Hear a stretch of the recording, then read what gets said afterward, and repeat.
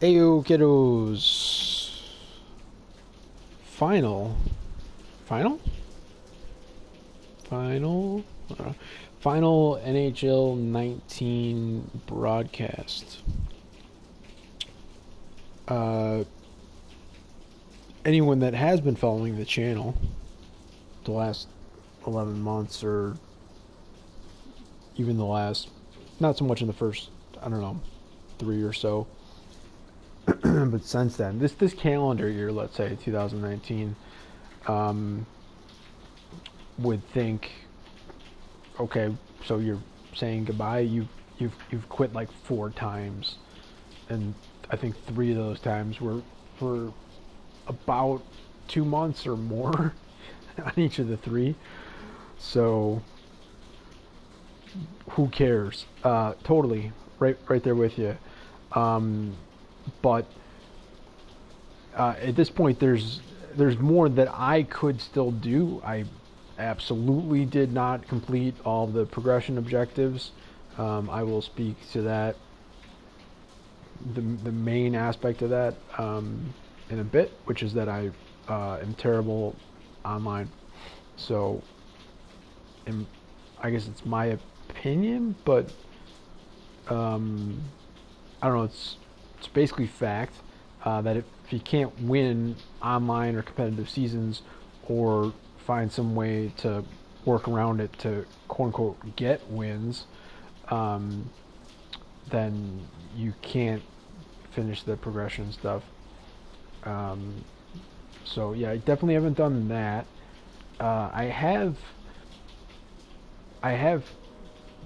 finished most of the stuff that I do, which is the first player, the offline versus CPU. Um, was was happy to see this final event that they put out there, um, and then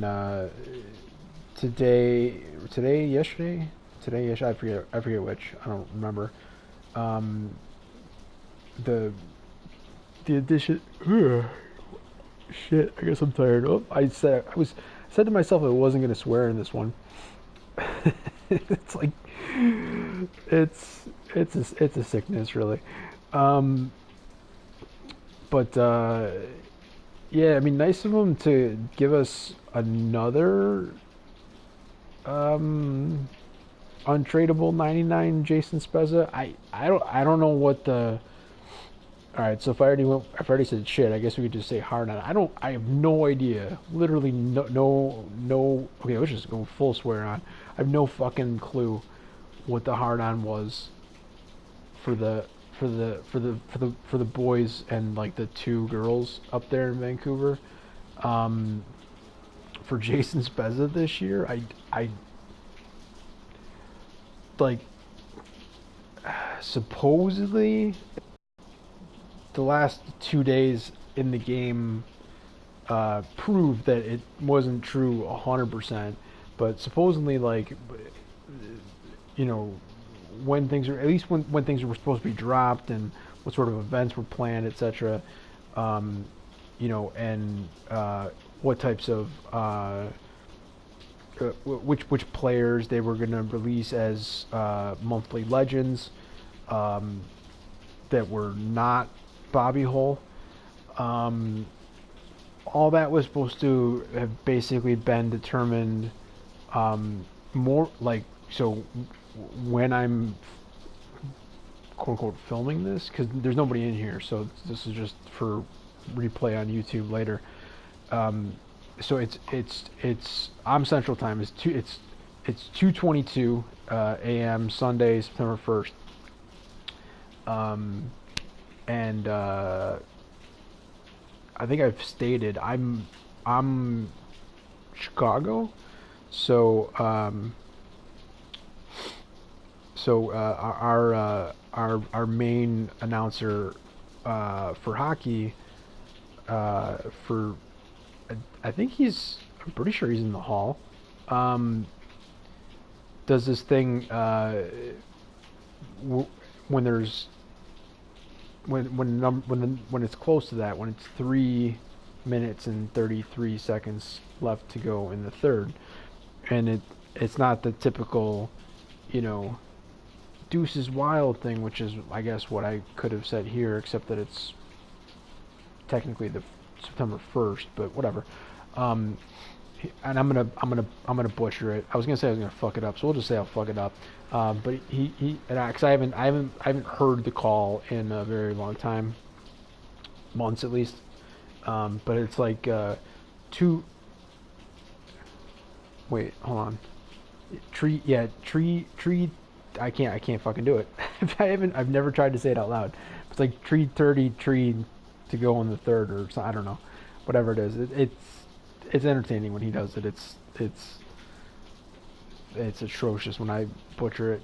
I don't. There's no point in saying that other than I'm trying to basically put a full timestamp on this, which I guess I could put in the description when I go back to if I go back to edit it, which I'm not planning on doing.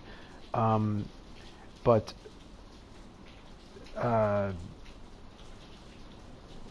yeah, because with YouTube, for things that don't get booted, and I don't care about monetization or anything like that, because this channel's not for that. Which is why I don't mind swearing, but because like your kids shouldn't be fucking watching this. Like, I'm not gonna tell you how to be a parent, but like, I'm not making this so that your 10, 11, 12-year-old, maybe even 13-year-old can watch. Can be like, he said shit, or maybe just laughing at me because their team is so much better than mine. But you know, how much money came out of your wallet, the adult, in order for the kid to get that to happen? Or maybe the kid's got a banging YouTube channel and uses his own funds. Highly unlikely, because I don't think there's any NHL YouTubers that are underage. Well, like significantly underage. Because like I'm pretty sure Henrique is an adult. But there's people like him who are clearly, well, maybe I'm way off on this, but I'm pretty sure he's younger than I am. And some of the people that will like, some of his followers that have their own YouTube channels, the way that they like,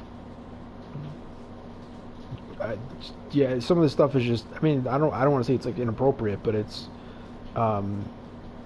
it's very clear. It's like, oh, okay, I'm watching a child play. Anyways, moving on. So this was intended to be the very last, and I think there's a good chance that it will be the last NHL19. Unless, I mean, the only two things I can think off the top of my head, which are basically the same thing but just at two different dates. The only kind of two things I could think of that could maybe change that would be if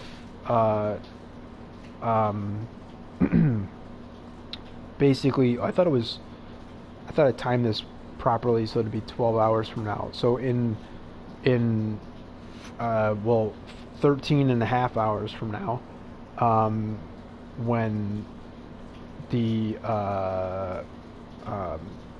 daily reset happens to change over and it'll be a new month, I don't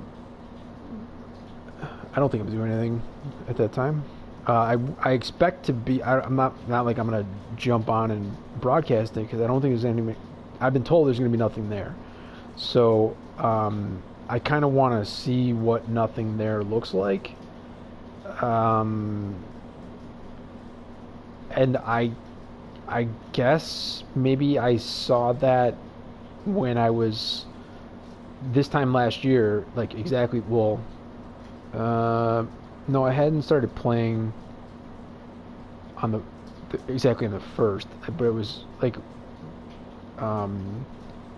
I don't know, like soon after this, like 3-4 days from now, last year, I tried to play a few games of 16, 17, and 18 to try to get the legacy rewards because reasons. Turns out you can only get the last year if you hadn't played the previous ones in enough time. Which now that I played all of 19 and I still have 18, I have 18 on disc, so they can't take that away from me. But yeah, if I did play 20, the legacy rewards for that, I would get 2 years worth of legacy rewards in 20, whereas in 19 I only got the one from 18, despite going out and getting copies of 16 and 17 and playing them a little bit, thinking that that was what you're supposed to do because that's what it said, and it's what a lot of YouTubers who in most cases were showing content from the demo or the beta this year. I guess it was also a beta, but it was basically just a demo.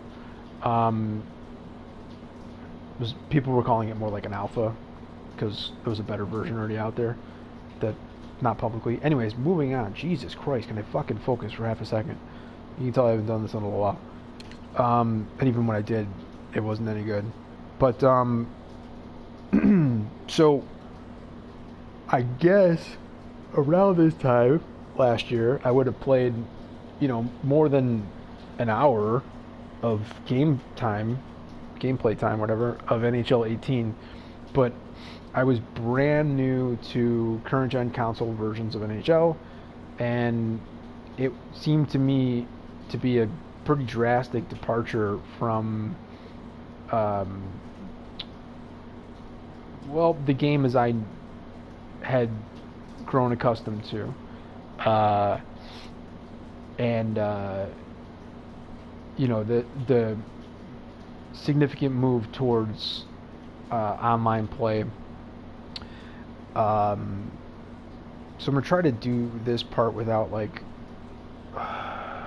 editorializing, but I've only did this for a year, and I took off periods of time for my own sanity and to do other games as well as to like do actual stuff in real life that aren't video games, because I'm almost 40 years old and I shouldn't be playing video games at this age for free and actually for a loss. Like I'm losing money doing this, but in this calendar year, not a ton of money.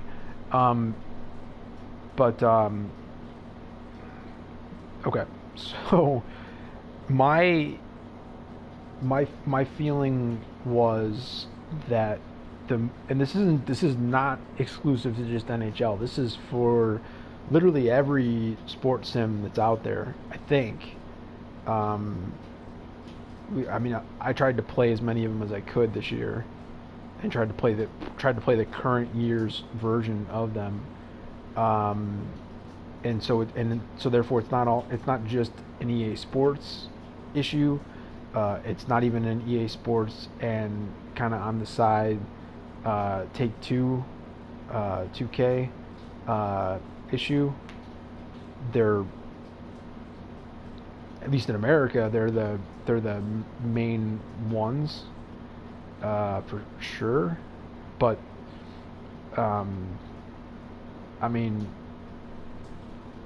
Sony with San Diego Studios has got at least MLB The Show, and I think that they I haven't played it in like a month or so, but I think they also produced Days Gone, which is not a sports game, but I know that they've had like shooters and like whatever we used to call fantasy. I don't know what it's referred to nowadays as. I know they've had exclusives through Sony whatever they call it, Sony Interactive Entertainment. Is that what it is? Other than MLB The Show, which is like for me was one of the main reasons why um, I've stayed on the Sony side and bought a replacement PS3 uh, now almost a decade ago. Um, and it sucked because I'm looking at shit, but it it wasn't even as good as the previous version that I had. The previous version had backwards compatibility. It had more space. Um, you could slot it in. I'm trying to like at least 3 different ways. Like it could just go flat, it could go vertical, and it had like a third choice that I can't even remember off the top of my head. Not that I necessarily cared, because at that time, even though digital was huge in many other areas, at least for me, I felt like, say 2010, I was still very much disc oriented, uh, which like would just never work in a game like this, in a game like NHL19 or even MLB The Show. To be clear that it's not just EA Sports and Take-Two 2K that have this issue with sports sim stuff, but you have to be, if you're playing anything online and it like requires speed. It requires like the speed from when you click the button to when you hope to see the action from having clicked the button. And certainly skill can a lot of times, I guess, outpace latency or lag or any of that kind of stuff, unless it's like really bad, I guess. But if you're like me and you're terrible and you've got lag or latency, then you just have no shot whatsoever. Not that it would really matter, because I can't win online anyways. But it's not even.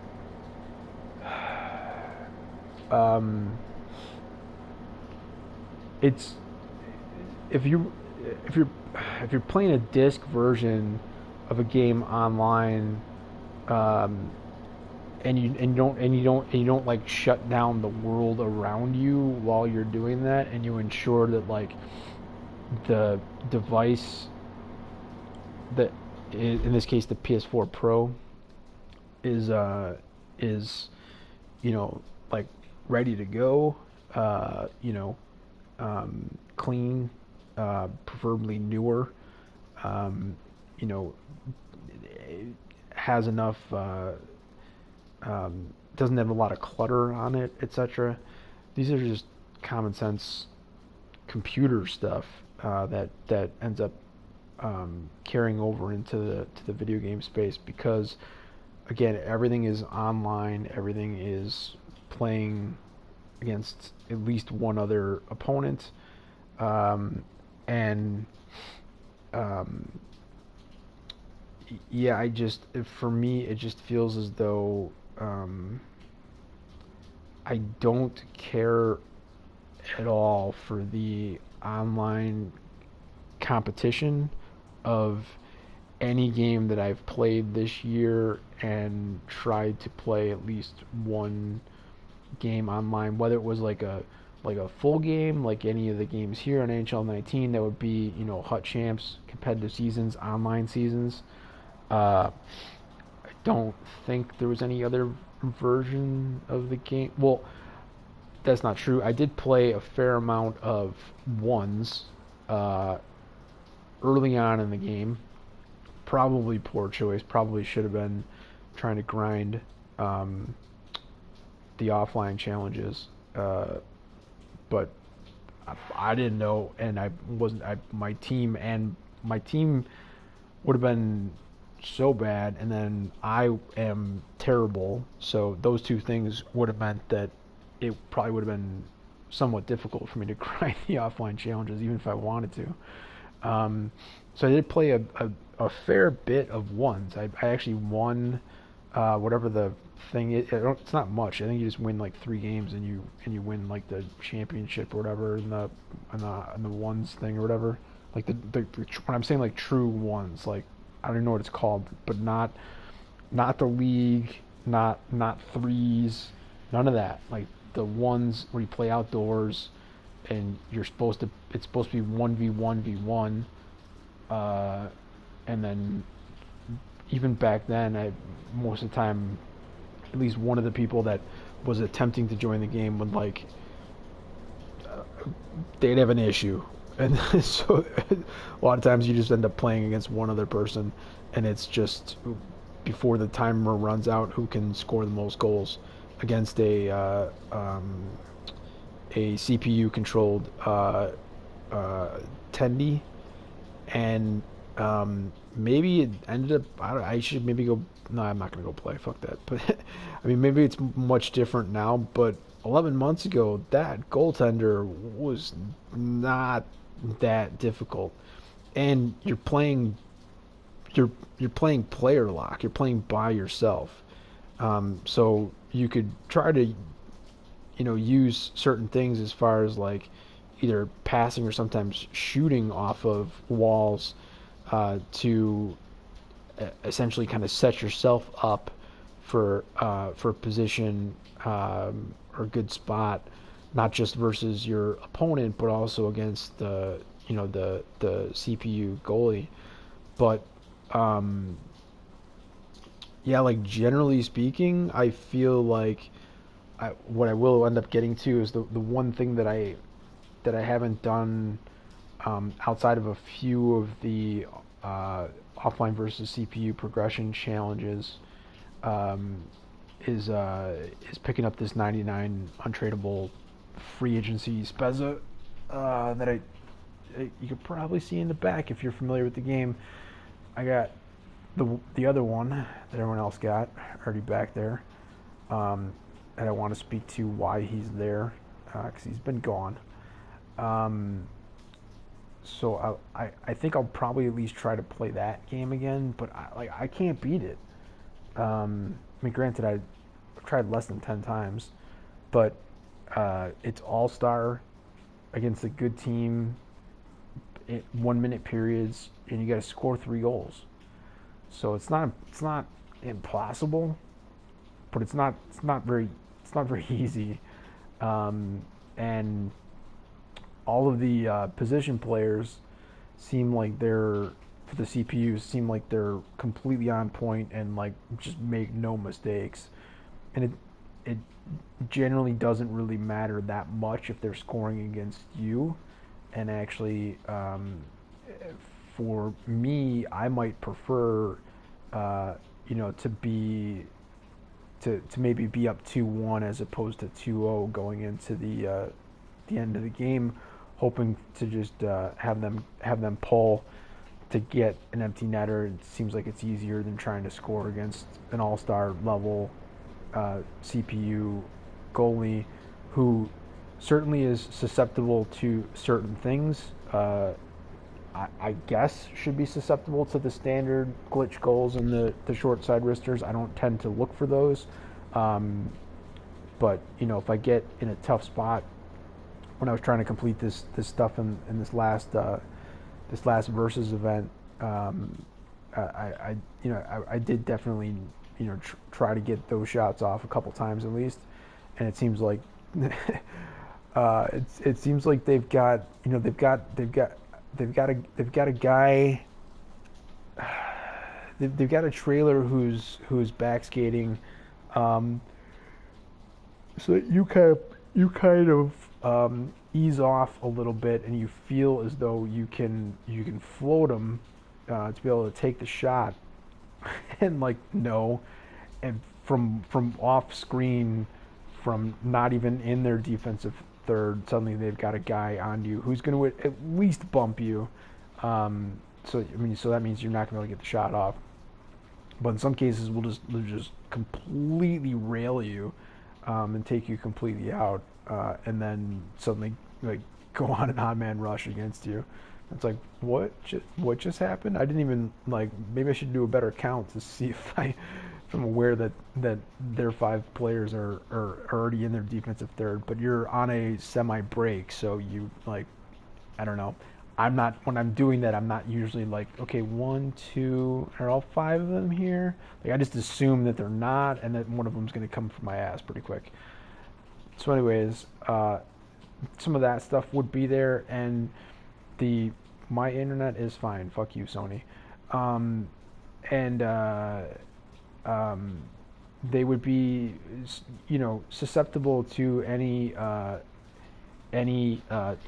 of tape to tape one timers, standard, old school, that and the round were the standards for me in the first player version of this game on the not on the current gen consoles. Um, and so they're for NHL19 they would still be susceptible to that, but it seems as though they've adjusted that for 20, so that they're going to. I don't want to talk too much about 20, but they're going to be able to, I guess, have recognition, especially because they're all. I mean, whatever. They're all the CPU, and the CPU is controlling all of their players at one time.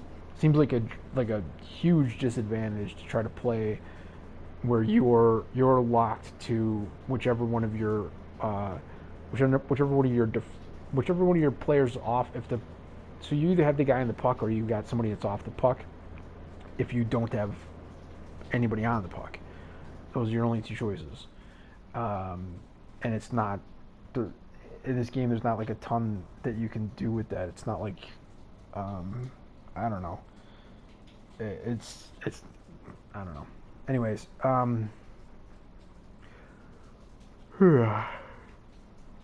so yeah, I mean the fact that they're controlling all of that, they're going to apparently be able to recognize on a kind of standard. Just let's go with the most simplistic version of this, like an odd man rush, two on one. They're controlling their defender who's trying to get back in position, and so the defender is going to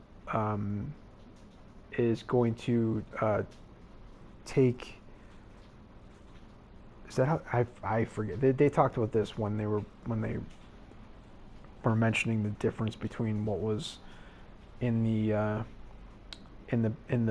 beta and what had already been built out. But I think it was that the defender will basically play the puck, and so then if you go to pass to your other guy in the break, right now in NHL19, for the most part, although this is kind of my point, is that like on All-Star level, I feel like it still doesn't work. But for the most part, that should be something that just comes down to you being able to aim and shoot your shot into the back of the net, because there's going to be a portion of the net that is usually going to be open when you go to do that right now in 19, because the goaltender is focused on the puck carrier as well as the defender, so you basically just have that other guy wide open, and now you have the goaltender who's going to have to come across ice, so to speak, come across the face of the blue paint, and try to prevent you from scoring. And if it's against me, they are able to prevent quite often, or for some odd reason they just bang everything off the posts. And then sometimes I gotta play from there, which is weird. But anyways, so for next year, I don't know exactly how this is going to happen, but so supposedly for next year in 20, the defender will typically play the puck carrier, and then the goaltender would probably be, I would guess, this would make more sense, that they would probably be playing more of a, like in that exact scenario, they'd be playing more towards center and not necessarily leaning towards one or the other. But if they were leaning towards one or the other, they'd be leaning towards the the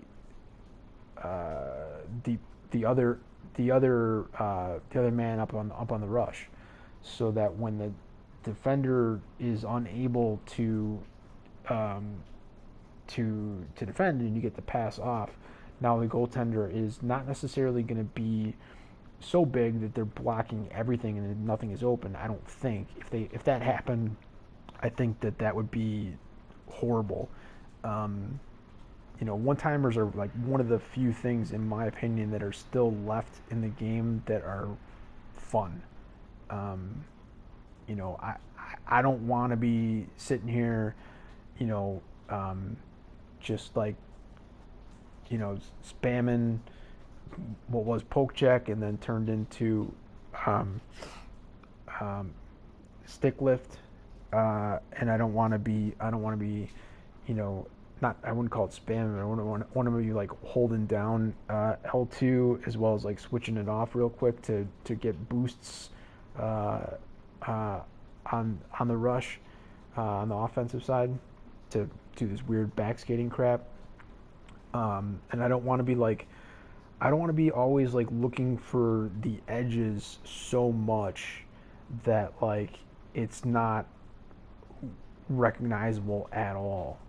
Um, like if you to give it a somewhat drastic difference, if you were to look at something that was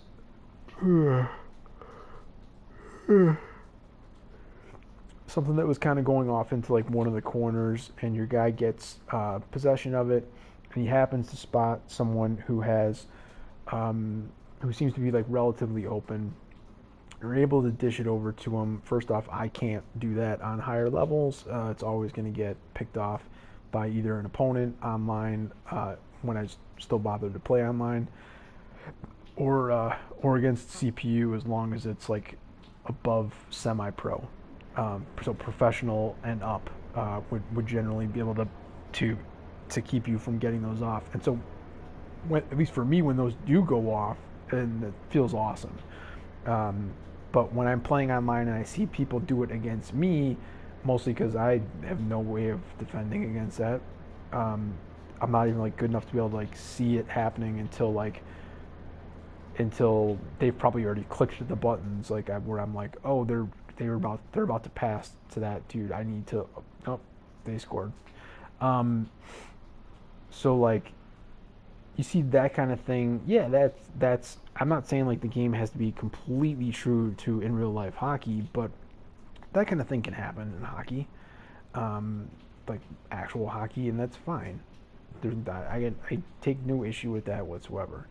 But this other stuff where it's like you see some of the ways in which even like supposedly top players around the world that they pull off stuff. It's just like what, like it's just so unrealistic. It's just like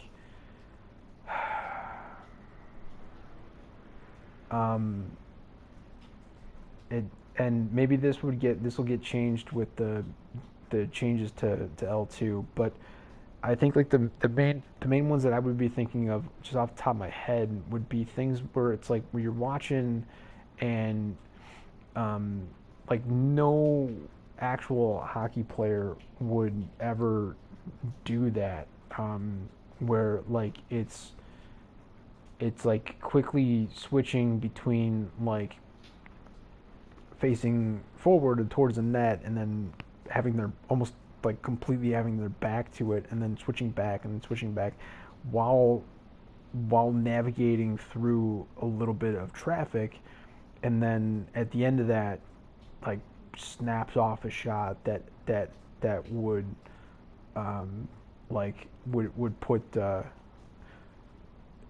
would be getting Boom Boom Jeffrey on to roll over in his grave, because it's like such a hard shot, but no offense to him, but would have more accuracy than his shots did. So you see that and you're like, what? That's stupid. if that's what the game's gonna be, like that's not a game, and that's not what my game is. That's not what this game that I'm playing right now is. So it's just I've no interest. Um, and people could say sour grapes. People could say like you're just not good and you're not interested in like trying to, learn from those that know how to play, how to get better. Um, True, guilty as charged. Um, it's just I don't. If that's what success is, or just even being able to complete the progression um, in this game because you needed to get wins, or to get some cool cards or some cool packs that were tradable because you were able to compete in the competitive events, like I don't know. I could probably derive some value from the outcome of that. Like if I got some cool looking stuff from it, like my whole team here. But I wouldn't.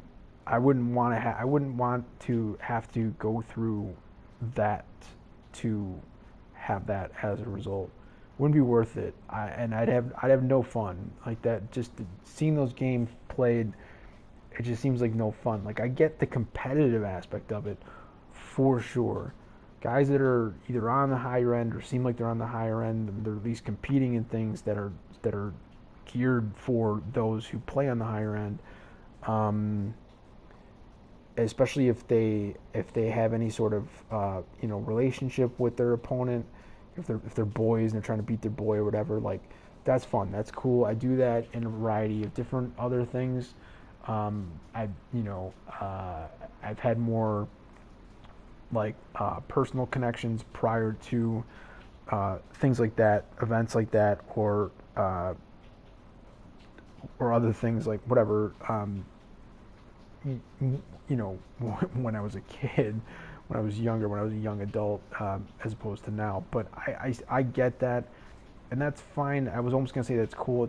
I don't know if I'd say that's cool, but it's better than the other stuff. I mean, but then it's just competition, and it's like who's able to press up, up, down, down, left, left, right, right, A, B, A, B, A, B, like the fastest. Not like who can do it and then who can beat the game after putting the code in. It's not even that. It's like who can put the code in fast enough. And I'm actually the game that I have a copy of right now. I don't even know when it's due back. Um, that I'm playing that's slightly annoying me that they switched to um, minigame drills to be able to increase for your player, even though for the most part for me so far it's been mostly fine because that to me that's like what NBA 2K was, where it was just like, all right, you gotta learn how to button mash in order to boost your player, or even just to get them like juiced up with enough Gatorade so that they're properly hydrated for their next event or whatever. And it's just like, whoa, product placement, fuck off. Um, that's an MLB The Show 19 that goes on in road to the show at least. I don't think it's applicable to any aspect of the Diamond Dynasty, and I haven't done franchise. Technically, I have started March to October, and that absolutely doesn't have any aspect of that at all so far. Really weird if it did, because it's just supposed to put you into um, like the most intriguing spots that you'd be in from March until October for a season for a specific team or whatever. Um, but yeah, like I'm as I'm saying this, I'm picturing because it happens in both MLB The Show 19, it happened in NBA 2K, and probably in other events too, where it's like your player has to lift weights, like has to do a bench press. Like that's the one that I end up doing the most, just because my guy's a power hitter. He's actually an anomaly, so he's got power and speed. He's basically Griffey, but not the point. He's got a ton of power. Just okay. So nobody cares about this probably if you're watching on NHL here, but I was this 2 days ago. It feels like now. I spent the entire night just ripped through the entire season, Road to the Show. It could have been more enjoyable, but it was definitely very enjoyable. And that's kind of where I realized I had just come to, not the realization or come to grips with or whatever, but I had to like finally just kind of like back off of trying to like live in this current version of current gen console video games that are all online and yada yada yada. Like that's just not my thing. Just not gonna do it. Had no interest. So just need to back off of that really. And so basically doing easy mode is just it's fun as hell. And so my guy, I still can't seem to figure out how to. Maybe you can't even do it, but I still can't seem. I fucked it up last year, and the year before, in the versions of MLB The Show that I just played quickly, and like for like a week or two or whatever at most, and that's about as long as I've been playing 19 right so far as well. But yeah. I don't know what the deal is, but like something must be wrong with my settings for I don't know, the sliders or my Road to the Show settings or something. I tried to change them though, but for whatever reason, again this year, my guy, they didn't allow me to actually do the 40-yard dash. My guy just did it, and he's supposed to be fast, and now he's literally max speed. He maxed his speed before the end of his first professional season at 95, and yes, most caps go to 99, but they can't just let your whole, like all of your attributes go to 99. And then if you actually play the game, if you play Diamond Dynasty, you know that a lot of the player cards go, you know, like Spinal Tap, their speakers go to 11. So they actually go above 99. They actually go up to 125. I think Madden does the same thing.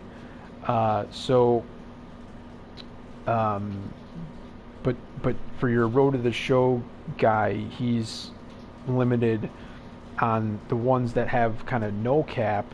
The max cap is 99. Speed, for me at least, I think maybe I'll try to see if I can up it, but I don't think so. I think it's stuck at 95. That's where it's at too. Like it's already there. You can't go any higher when you're at a cap. Otherwise, what's the point of a cap? So he's as fast as humanly possible in the game, and that wasn't the case obviously when I first started the season or the career or whatever, and he got some like base speed that wasn't that bad, but his 40 was like I think it was like 6.82, just like atrocious. Like I felt like it was bad enough when I did that and when I was doing my Madden guy, because it's like, all right, maybe you're a really big guy, and that's why, you know, that's you have a terrible time. But he had that again, and it didn't really seem to have a huge negative impact towards his towards either his speed rating or his speed like scouted as, which is higher and is a different thing, whatever. I don't need to get into all that, but it did not increase my draft status at all. So I went in the third or fourth pick, not that it matters at that point, in the 16th round to the Chicago White Sox. I I I think it's like I would be interested to know if this happens between Mets and Yankees, quote unquote fans. Just because you don't have to be a fan, you can just choose whichever, either one of those teams as your favorite team or whatever. And I guess I could test this out myself.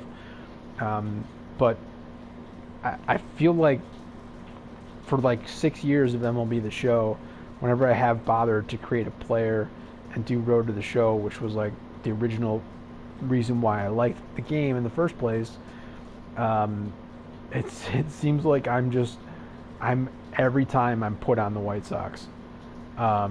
Luckily for me, I'm one of, I think there's 8 of us, lifetime, in like the history of this city, over 100 years, almost getting closer to 150 at this point, years of baseball now, that are fans of both teams, but admittedly looking more for Cubs at the moment than Sox. And that could change again very soon. So I'm on the Sox. I just said fuck it, I'm just gonna stick with it for this one, because I've dealt with trying to get off the team before I've done anything of value, and it's tough.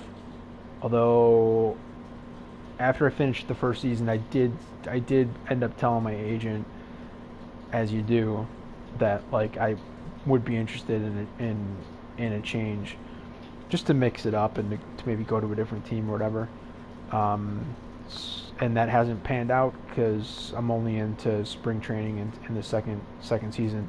But the fact that I'm in spring training should indicate that clearly the first season went okay if I was able to get an invitation to join them in spring training. So going okay would be a fucking understatement. I started in Double-A Birmingham Barons, in the great tradition of the greatest baseball player in Chicago of all time, Michael Jordan, and played on the Barons and was killing it. Was like league leader in like everything, and hit a ton of home runs, ton of RBIs, etc. And I was playing center field as my primary position. And then they do the thing that they always do, which they force you to take another position. And I decided that I was going to play like my personality trait is captain, so just being nice, I guess. And so I didn't like put up a stink when they wanted to move me, but they wanted to have me play second base, and I was like, that's fucking stupid. Like, make me like a true utility player. At least like let me play a different outfield position if you're only going to test me on one position, or have me play something that's more realistic for a center fielder. Like second base is where you put like it's other than Altuve, like, and I guess maybe Baez, like it's not the position for highly skilled athletes, in my opinion. Anyways, moving on. So they put me at second base for a little while, and I did that. It was almost like as soon as I got put back off of second base, back to center, maybe like right away or like that week, I got called it back into the office, and it was always good. So they were saying I was moving up. I had been getting a little frustrated with how well I was playing, how much I was just absolutely destroying the entire Double-A league, and getting like no attaboys or anything at all. Where I actually like started to Google like how quickly can you get called up, or maybe they said that you even said like how do you get called up, like which things should you do or whatever, since clearly just like hitting for the cycle whenever you feel like it, and or hitting 4 or 5 home runs in a game whenever you feel like it, like wasn't good enough clearly for the team. And it was like almost as soon as I was like starting to look at like, oh, like what you could do to get called up, and I only read one thing.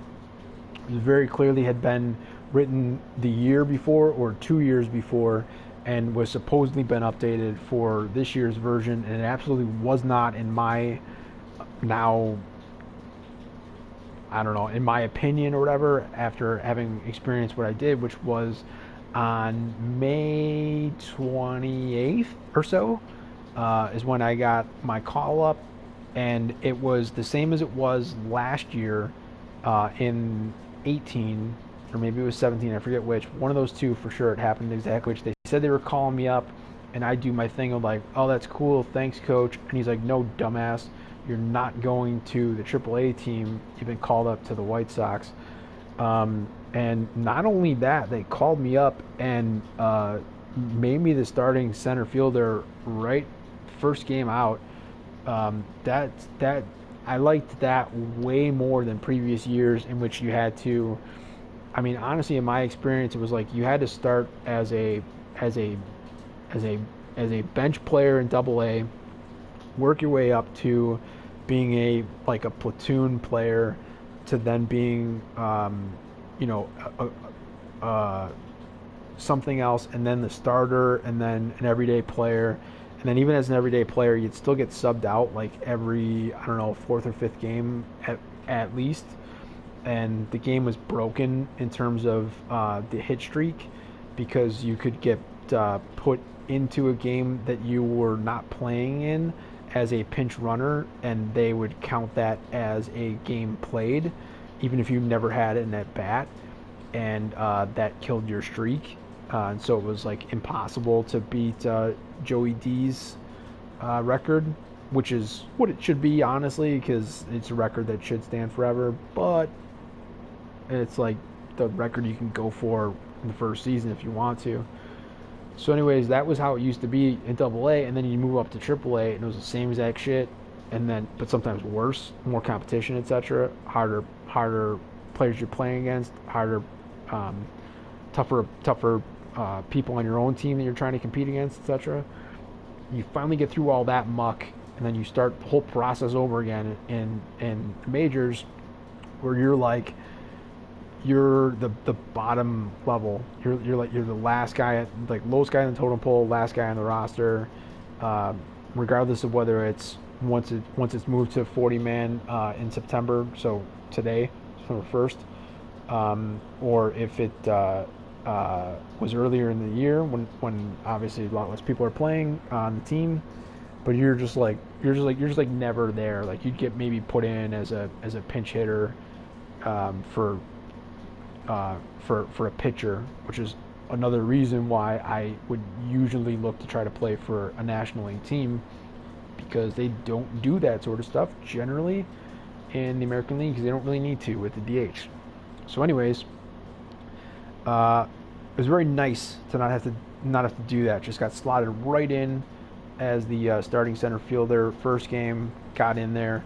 I think the first game they had me batting third or fourth, but I think fourth. And throughout the year, for whatever reason, I'm not really sure why. Certainly when I was a switch hitter, and I'm fine from both sides, but better from the left.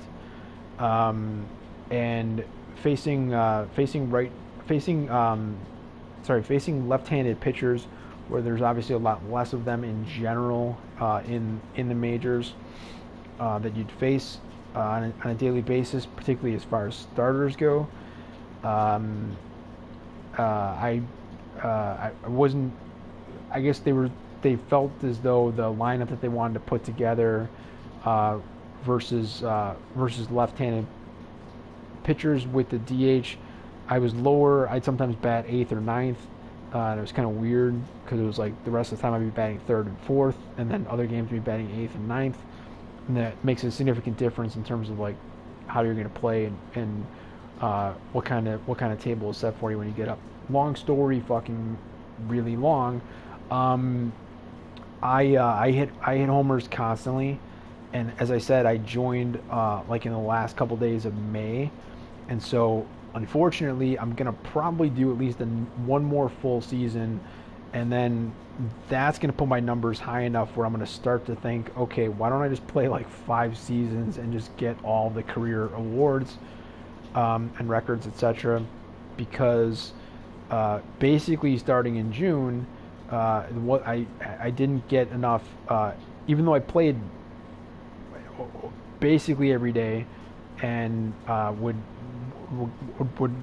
almost never get subbed out during a game.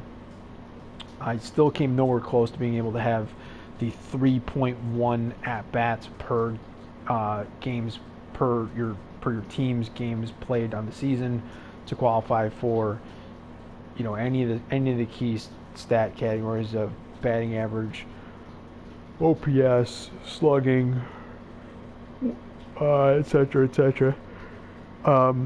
So the ones that didn't have that weren't based off of the number of times that you went up, I won all of those. So I had the most. I actually don't think I had the most doubles for some strange reason, even though I had a fuck ton of doubles.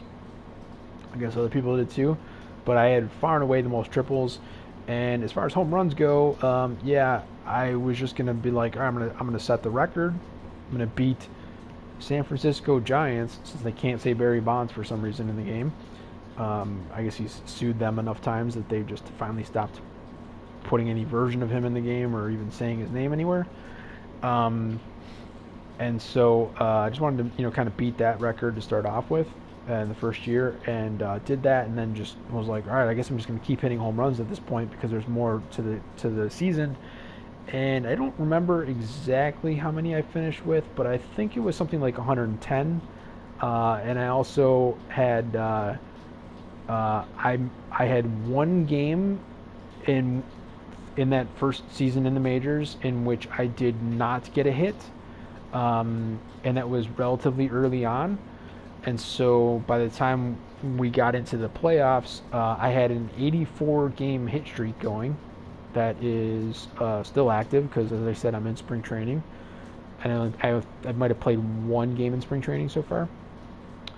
And so that's ridiculous, but that's more enjoyable than it was in years past, as I said. So I got that record already, and I got the home run season record already, and I have the runs batted in record, which is absurd. Getting 191 RBIs in modern day baseball is just like, that's never going to happen.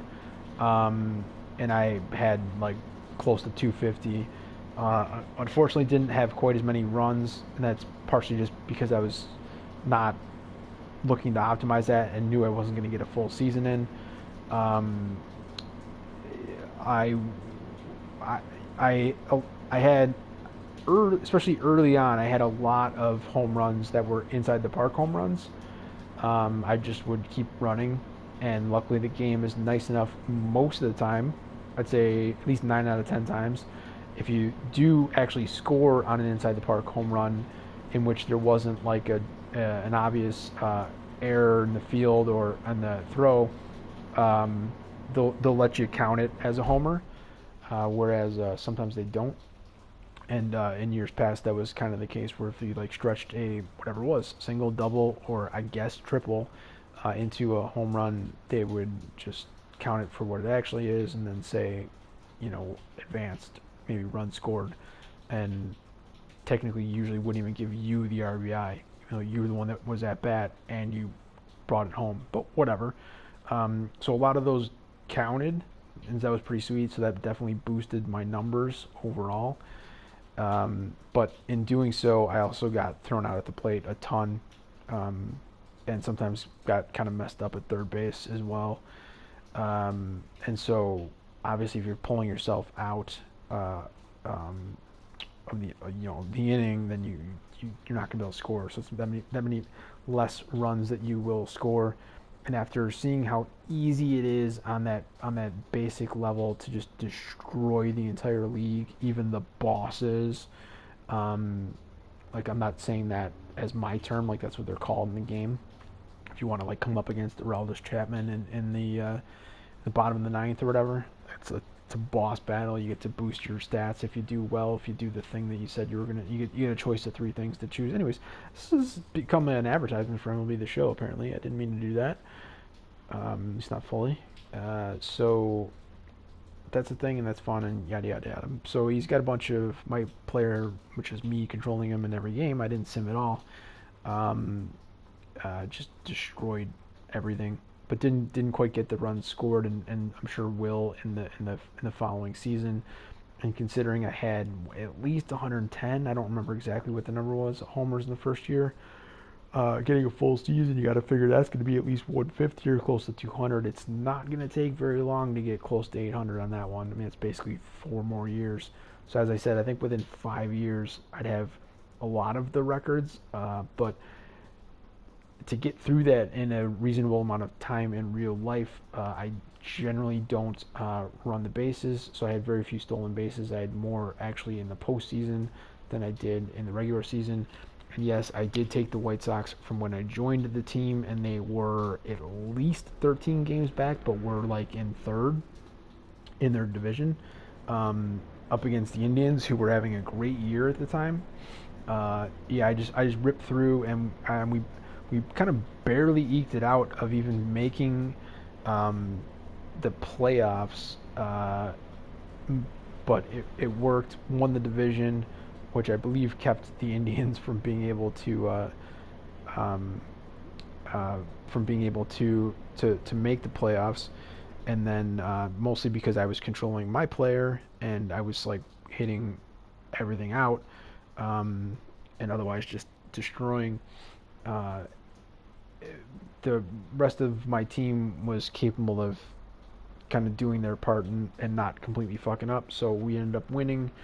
Wasn't We didn't win every. I don't think we won every game, but we did end up sweeping the World Series versus the Cincinnati Reds. So that was just kind of fun. I feel like to be able to um, have just in 2016 the Chicago Cubs beating the Indians, who had the second longest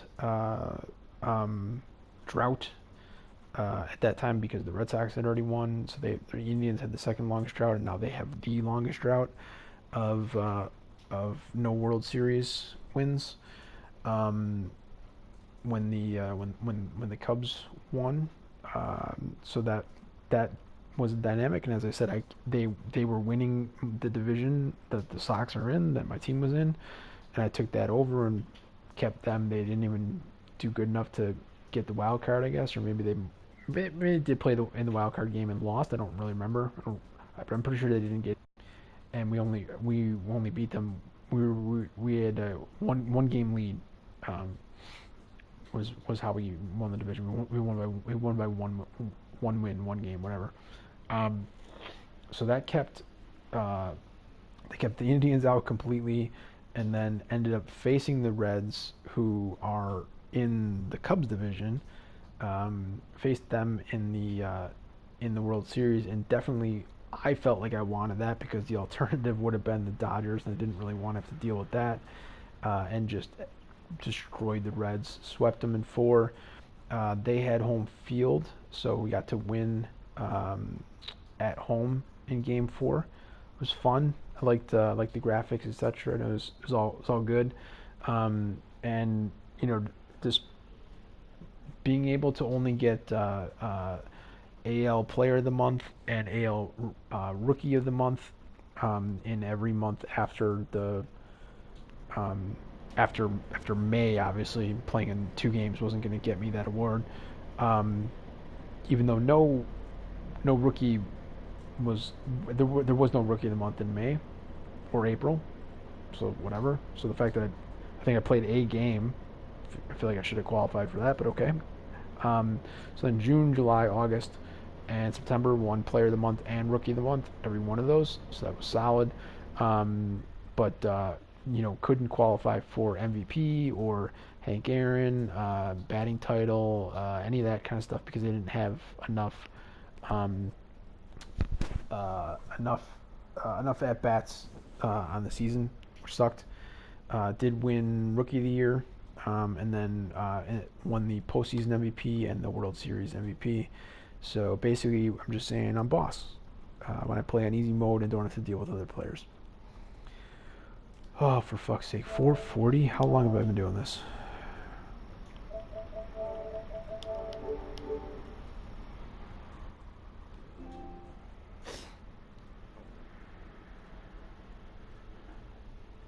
Like, I feel like restarting this trying to be more on point. But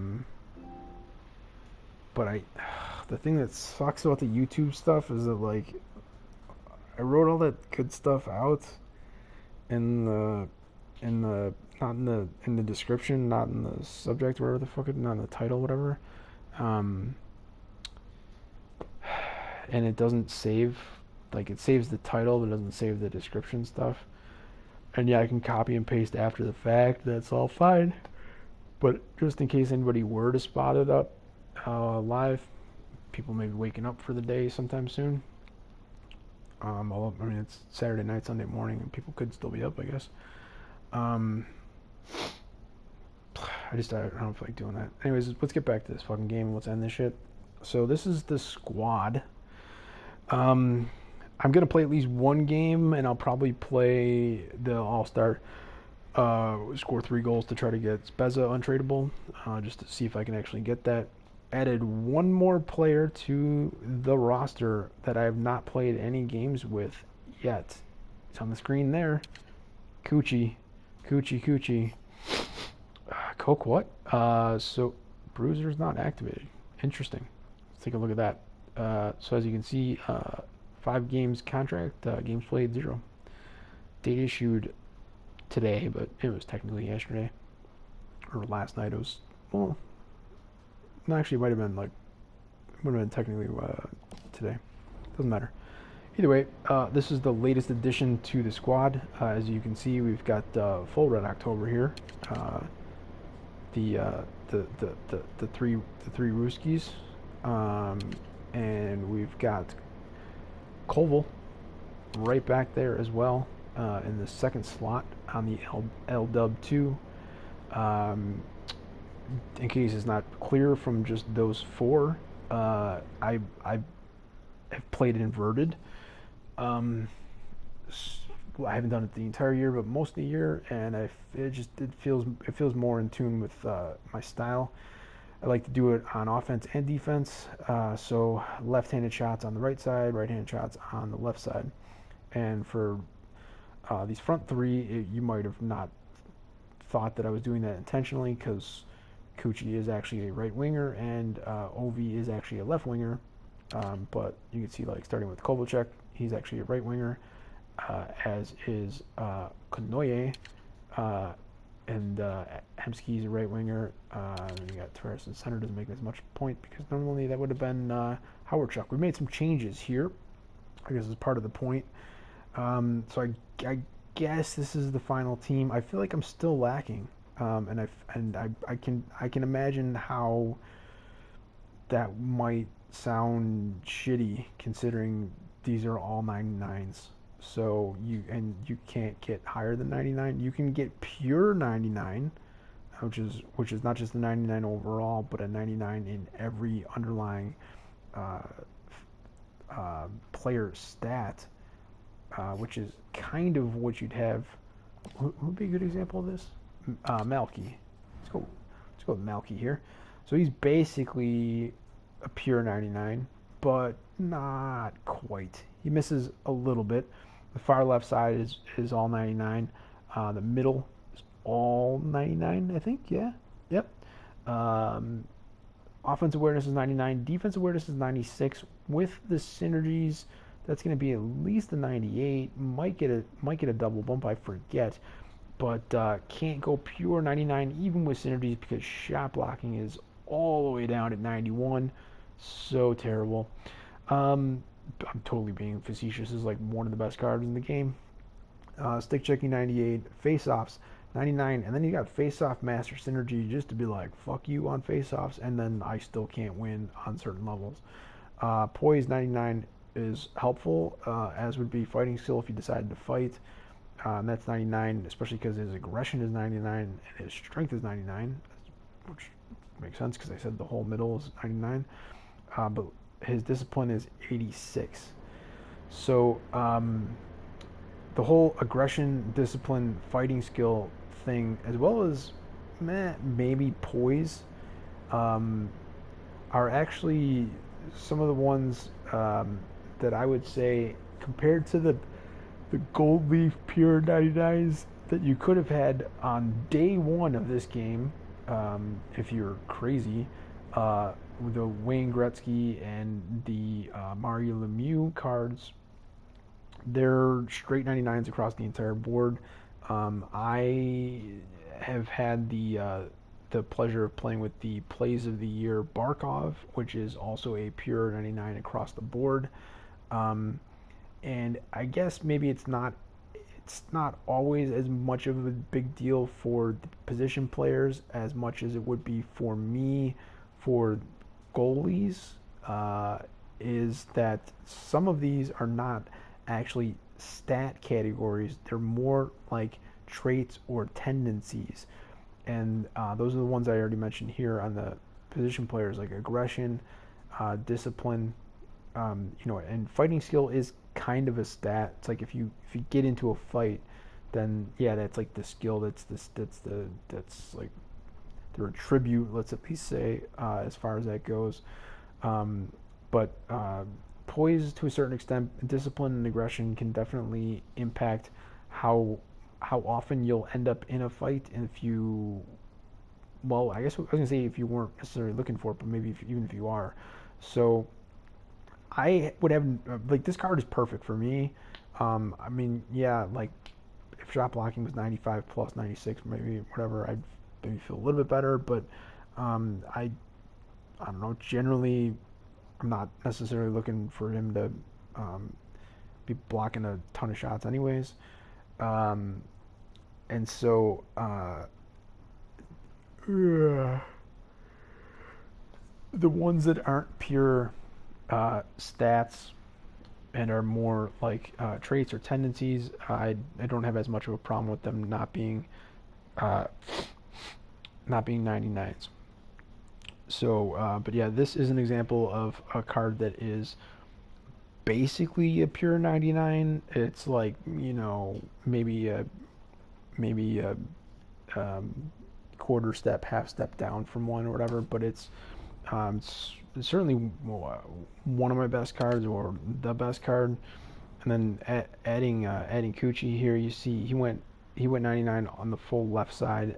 He's a little lacking on checking, and so his aggression actually goes down. And as I said, that's not a huge deal, but his durability also goes down. His endurance is actually 98, so I think I said the full left side was 99. It's not true. Technically, endurance is 98. With synergies, it'll go up, but still, that would make me feel like if I had to slot in Malkin compared to Kucherov, and them being close enough in size and both being left-handed shots, I'd look for Malkin for the endurance more than Kucherov, generally speaking. His body checking is only 95 and strength is 96.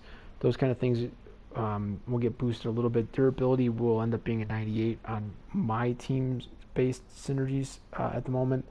Both of his awarenesses are up there.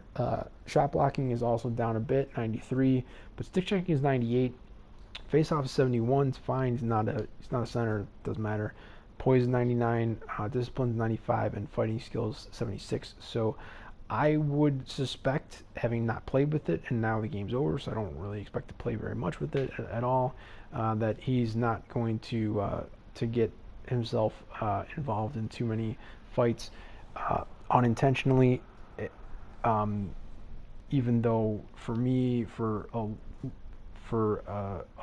lot of the year, as I go to try to carry the puck into the offensive third, I end up just like feeling the need to shoot to get it on net as soon as I carry it in, even though it should have been just as fine to shoot right before carrying it in. But for whatever reason, those ones were almost like never on net for me. So typically, I would look to bring it just in and then shoot. And typically, I would have I would have clicked shot before realizing that I was offside, and so that will generally hit the goalie with the puck, and then if they can get over before the thing cycles out the timer or whatever, they'll look to fight. And with a person like Kucherov with these stats, they're still kind of high. I mean, aggression at 91 is still kind of high. But if he was like super low as far as aggression, discipline, fighting skill, which even the like most of the standard Wayne Gretzky cards would have been, because that would have been his tendencies in his career. Um, there are plenty of times where one of my other guys was the one who took the shot, and a fight is instigated, but luckily one of my bruisers will step up and actually take the fight for the person who's doesn't have the skill to be able to take it on or whatever. Anyways, moving on. So I've not played with the Kucherov card yet. I'm gonna have to play at least one game to see how that goes, and I'm gonna probably play in one game other than the All-Star thing for Spezza, so that I can not have it be a completely frustrating experience to see how boss this is. I don't know, man. So Kucherov is up there right now just because he's my latest one. As I go through the guys I got on the right side, including Modano, you can't get any better. I have, just to show defense real quick, I got 99 Howard Chuck as well. So basically, I understand, Tavares and Modano are both centers, but it's still 4 or 5. And if you want to take maybe Modano out because maybe he's good enough where he should be actually taking some faceoffs, whereas Tavares can't, or shouldn't, because his faceoff stat is terrible.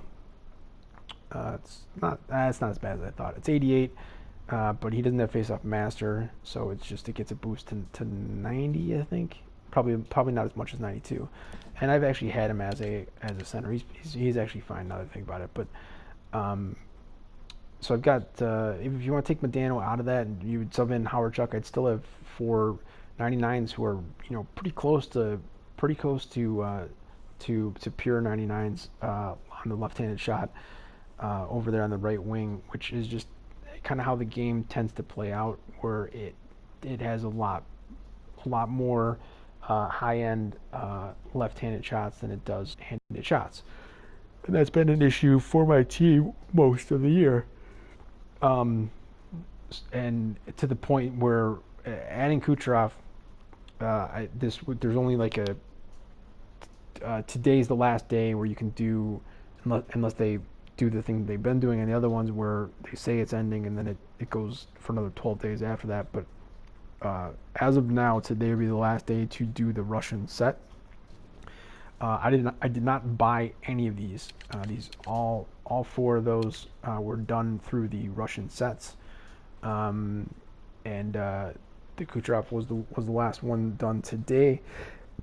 And I think part of the reason why I'm up so late and I can't even get my head to think straight about what I wanted to talk about here is because I went back and forth on this, because when I did this, the order I did it was Ovi first, and then I wasn't sure if, even when I first got Ovi, I wasn't sure if I was going to be able to get any of these. So the fact that I was able to do more than one, and I did use clearly some of the draft collectibles, because I haven't bought any of these cards. So with coins directly. So I had the Kanoye and the Howard Chuck. Those took draft collectibles as well, to be able to boost them to 99. I just wasn't sure if I was going to be able to do this. And somebody, who would it be? Maybe Hemsky and Tavares, actually. So those 2 were the good ones, but I got bad ones as well. That came from the chance, the roll, the free agency roll things, which I just think are terrible. If you do the two out of 9, as opposed to the 1 out of 3, then you'd probably have a better chance. And they dropped on the final day. They dropped like an extra like at least 6 or 7, if not like 10, 99 free agency cards. And I don't know if like these types or the alumni and stuff like that, I don't know if those would even be in those in those roles, because the stuff that I got was, I got Hemsky, I got Tavares, and I got is that where I got Comfort from? I got Alexiak in one of the packs, and then I feel like everyone's got Alexiak now.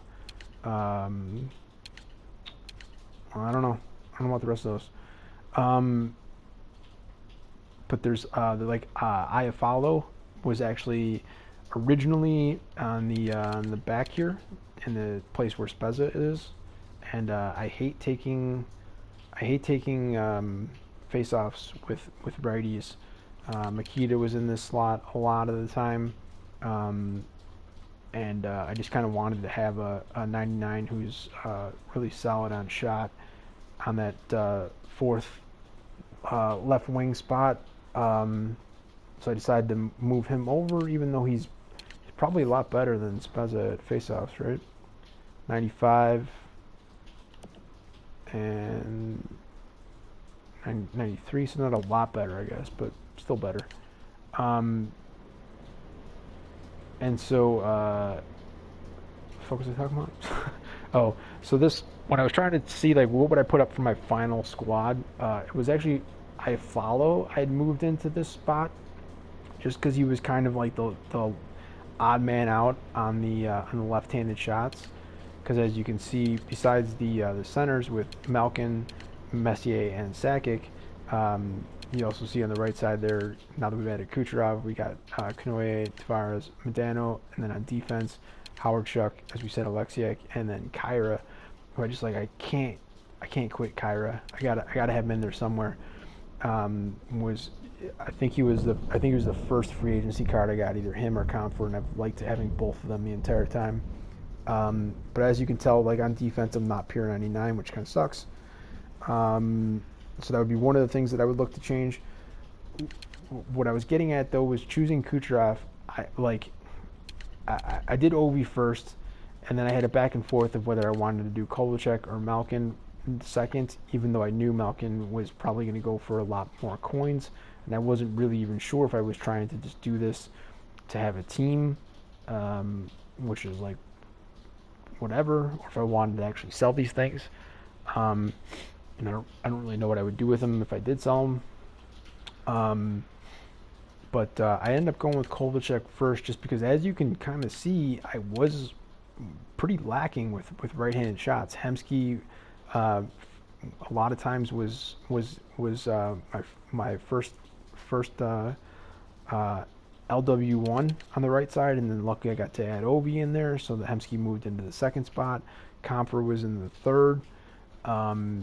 And so I really felt like I needed to grab the Kovalchuk so I could have a really solid right-handed shot that wasn't like super small, 6'3", 230. He can kind of handle himself and get on the body. So I thought that was a pretty solid ad, and was really hoping that I'd be able to get back into it and get back in there and get Malkin. I did, and having picked up those three. In case if you're unfamiliar with this, I'm not going to go over and show it, but it's choosing one of 8 Russian team players' 99 free agency cards.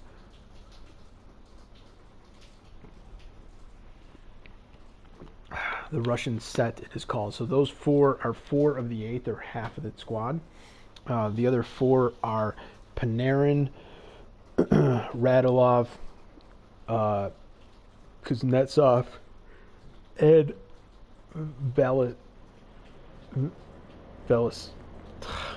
Veloskyayev. Andre Andre the Giant goalie. Yeah, so in going with Kucherov, like honestly, I wasn't, especially knowing that like I might have to put either Spezza or Makita over here. I just kind of wanted to be able to see 99s across the board for the front 12. Um, and so there was a part of me that wanted to slot in Panarin, being the only remaining right-handed shot in that set, since obviously Radulov and Kuznetsov are both lefties. Um, but he's so lacking, and it's not his fault. It's just that's how the base card was set up. You would kind of think though that with this set and the fact that he had a bunch of our 99s that were already out there, that I don't know, they would have given him boosts in some key categories where he wouldn't need synergies to make him actually get to 99. But to me it was like it was kind of wasn't there enough. Plus, also, he's a tiny dancer. Like Roadrunner and a couple of other players that I already have here. And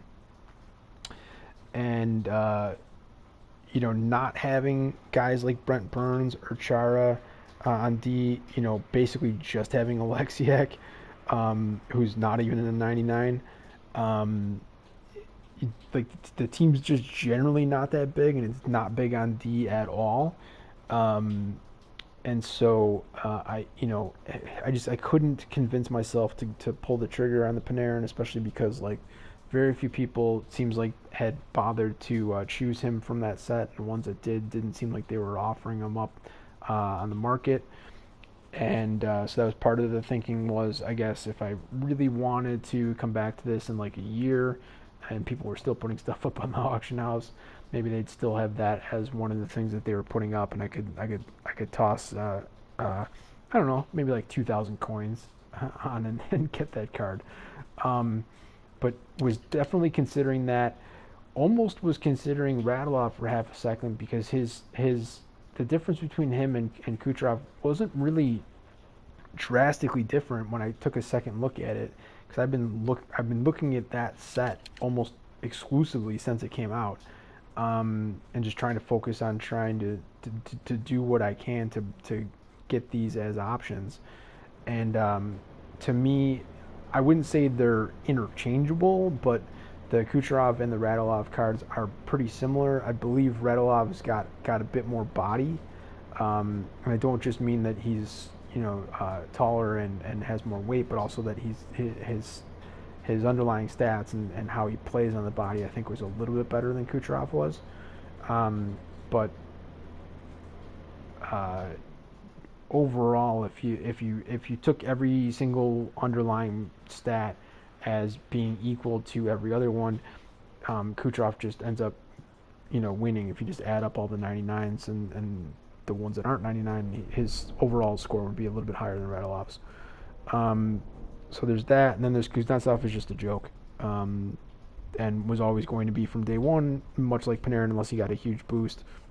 He's a center, and his centers, I think the 99 is like a 71. It's fucking atrocious. So if you've played the game the whole year, and I missed a few of the monthly legends, so I don't have Roenick, I don't have Bobby Clark, I don't have whatever the Stasny, whatever else came out that I missed. I didn't get the 99 award PK Subban, which is why my defense is a little lacking. And so what was I saying? Yeah, I don't even. Oh, but just because having so many choices for centers, I'll when I show the remaining cards that I have that are not on the squad, that if they're tradable are going to get dropped into the market probably in the next day. That would include like a Barrett Hayton diamond card. It's a 92 overall, and has 99 for wrist shot and slap shot power. It was one of the few, like when those diamonds first came out, they were pretty boss, because there weren't a ton of cards that you could get for a reasonable price that had anything close to a 99 max shot, at least on power alone. And Hayton is actually a center and has good face-off stat as well. So he has been a center for me even in this last kind of month and a half, whatever that I've been playing. But in moving to try to have, at least on defense, or at least on offense, got ahead of myself there. At least on offense, kind of pure 99s.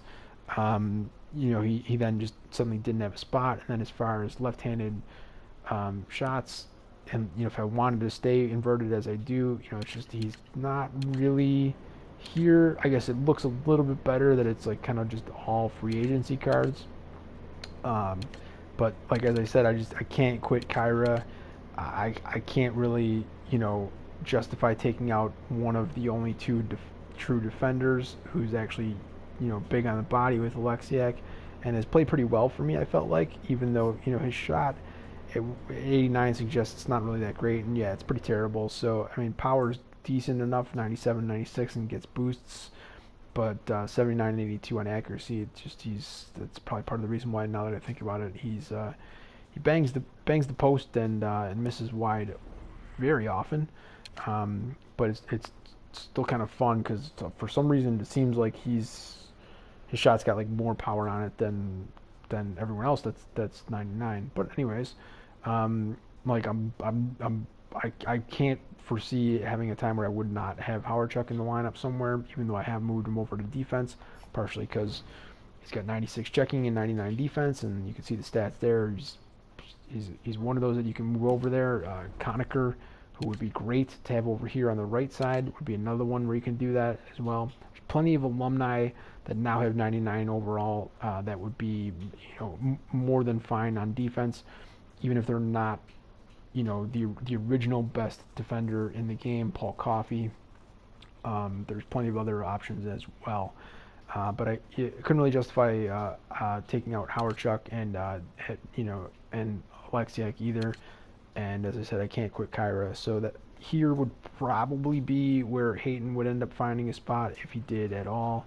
And that just again comes down to my preference to play inverted, which is why a lot of times he'd be in this spot here, and like long term, I not really sure I'd really want again a right-handed center taking faceoffs. So who knows where that will go, but anyway, as I said, wanted this to show 99s across the board, and I did. As I said, I had a follow in here, and that meant that the front 12 at least were all free agency cards and looked pretty cool in my opinion, but he was a follows a 95. So even with, again, defense, there's actually two 93s and a 92, so it's not like it's 99 across the board, but I wanted it to at least be 99 for all of offense, and this was the way I decided to do that, again, by moving Makita over to play the wing, which is something I don't think that I've done yet at all, which is kind of strange since I've played most all of the other centers on the wing positions, which is why I opted to stick with Modano there. I really enjoyed having him on the team. If it wasn't for, Kucherov being a new addition, I maybe move Modano up. He could play, 2, 3, or 4. Doesn't matter to me. He's good. He's good at all of them. And when I first picked him up, he immediately became my RW1, and he was more than solid. Emo, I'll go through this quickly because you can slow down the speed for yourself tomorrow on YouTube. You can see the synergies that they have that are activated, and they'll show the ones that are not. And then those are the underlying face stats if you're unfamiliar with these cards. So Ovi, Malkin, and Cucci again in the front line. Second line, Koval, Messier, and Beep Beep, Roadrunner, Kanoye. Third line moves to Hemsky, and you can see we do not have It's a Trap activated, which kind of sucks. And when I show goaltenders, it'll make a bit more sense, I think. And we got Sakic, third line center, and Tappy Tap Tavares. Makita, showing that we do not have Defensive Warrior either, although that one I think is a little bit closer. I think that's like 5 out of 6. It's also not a team-based synergy, so it only impacts those that have that synergy on there, otherwise known as player synergies. So this would be my first time trying this with Makita over there on the left wing 4, because generally I would opt to not play with him at all, or I'd have him as my 4th center, because as you can see there, he's got 95 for faceoffs, which becomes at least 97 with synergies. Instead we got Spezza, for now the Evo, potentially moving to the free agency card, assuming it's the same as this, as good or better, and therefore would also come with additional synergies. But again, I don't know how much of an interest I really have in having any right-handed centers at all. Again, because I need to have spots for all the left-handed shots, and it just makes sense if they're good. If they're centers that are natural position and they're able to take face-offs, I might as well slot them in there in the center position. But he's there, and rounding it out is Medano with all of his synergies activated. Then we move over to the D. Comfort again. It says I've played 1 game and had 3 assists, and 19 penalty minutes. Is that right? I have no idea. It just doesn't seem right at all. But his actual stats, you see there, games played 55. Played a ton of games with him. Looks like Bruiser is slightly missing on synergy at the moment as well. And then he's again one of the 3, I think, players with Defensive Warrior that is not activated. He's before I had guys like Ovi and Kovalchuk, I mean, this was, and Hemsky, I guess, as well. This was kind of like my go-to guy for shooting right-handed on the left side. And now he's doing that on LD1 at the moment. And I say at the moment, I'm not planning on playing much more, so it's kind of end game here. Howardchuk is just perfect, solid. It's a great card. Could use a bit more girth, especially playing on D. But right now, RD1, only 99 playing on defense. Justin Kloos has also been super solid. Played 30 games with the card. The shot's a bit lacking, 96 on power, but luckily the accuracy is not super dramatically dropping off from there. It's 89 and 90 for slap shot and wrist shot. I guess I got this July 28th, 29th, and I think it came in a pack, or I chose it from the choose 1 of 3 thing. I don't know. It's a pretty solid card in my opinion. Plays well, and he's just been kind of slumming it on D now that I've picked up some solid right-handed shots on offense. Alexiak, as you see, just picked that up what's that? A little over a week ago. Packed it in I think it was a premium. Or it might have been a mini that we got from the competitive seasons. I don't remember, but this is, you can't see it from here, but this is, I believe this is a tradable. Is it? Wait, no. I don't remember. I honestly can't tell you. I can't remember if this is a tradable or not. But it came in a pack, I know that for sure. I don't know why I clicked off of that. Jordan Subban is the one that you get from the previous event, and he's fine. So I don't mind him being my my 3rd LD, even though he is an RD, because again I play inverted. And then rounding it out is there with Kyra, solid left-handed shot. He's got a bit of body to him as well, so that definitely helps. And body checking 94 and strength of 94,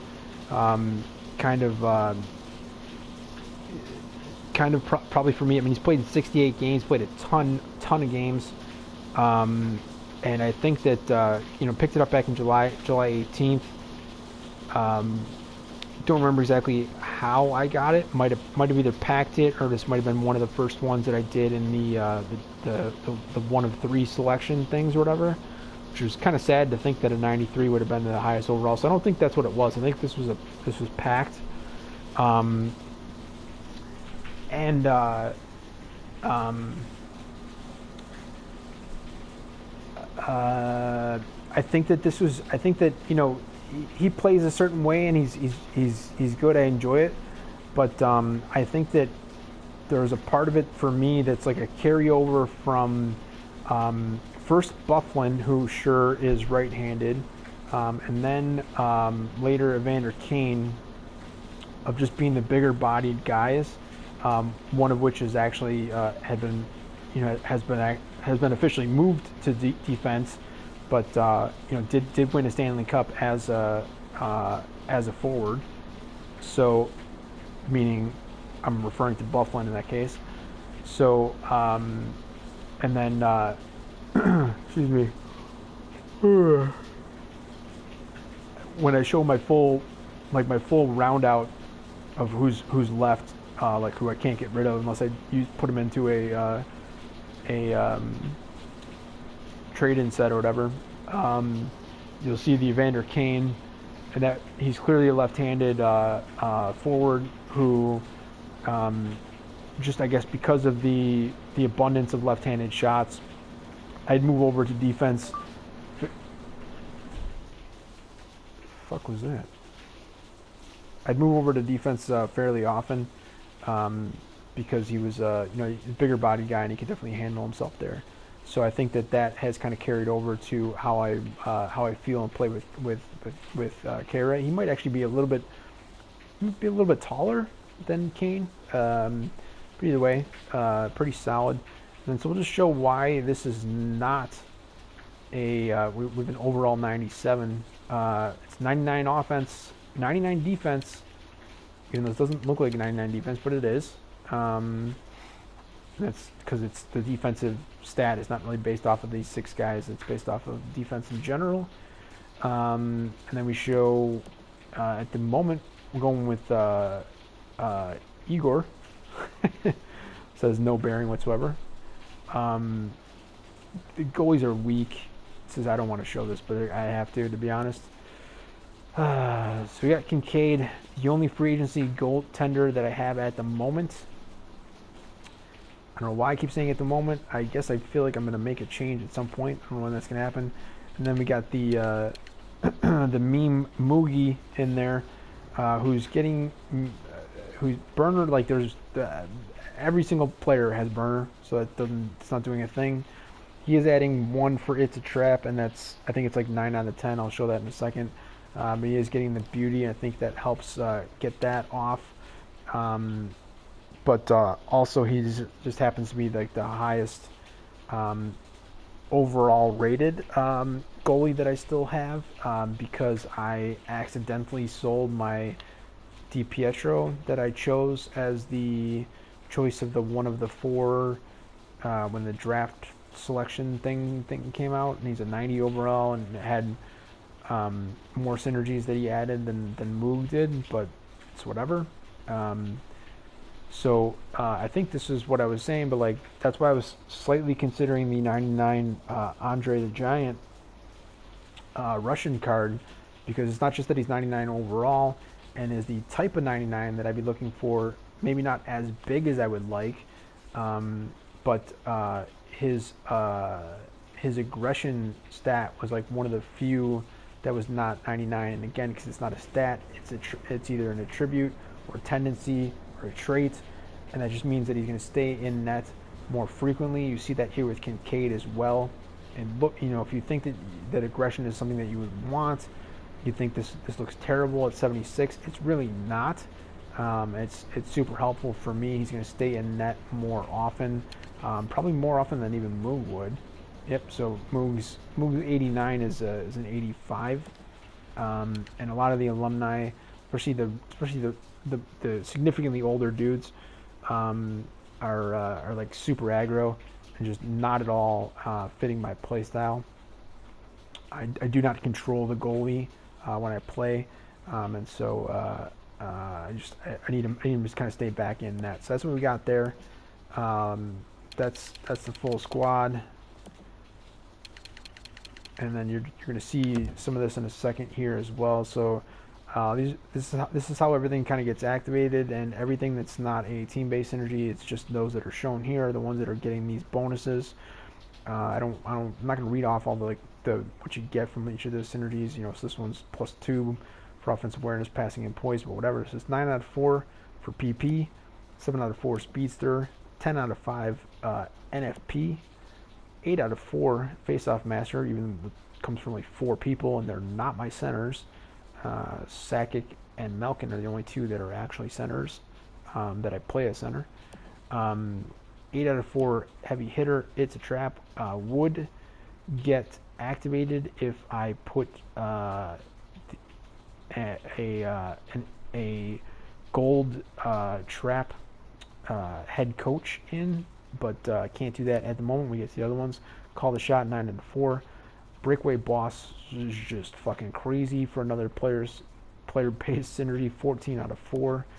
Dangler zone, 12 out of 4. Fine shooting, 7 out of 4. Breakout master, 10 out of 4. Hammer time, 7 out of 4. Clutch player, I mean, that's just what you're going to get from free agency cards, 16 out of 4. Bruiser, somehow lacking, 8 out of 10. Could also use the boost there. For the boys and Burner being the 2 that I focused on all year, it's kind of odd that I'm keeping this right now just at a 10 out of 10, but you know, that's all you need because it's a team-based synergy. The beauty is kind of barely getting activated with 12 out of 10, and with the head coach, but you know, you can clearly see that if I had a different goaltender besides Moog, who was giving you 2 for TB and had other synergies like It's a Trap as well, then I would take out Igor and put in the is it Davidson, whoever the It's a Trap gold goalie is. Burner is crazy at 17 out of 10. The Beast, 8 out of 5. And Defensive Warrior, I was wrong, it's 4 out of 6. It was 5 out of 6. I don't know who the +1 was that's gone from there now. So those are the synergies that you get from that squad. How do we want to do this? So we'll go into the collection.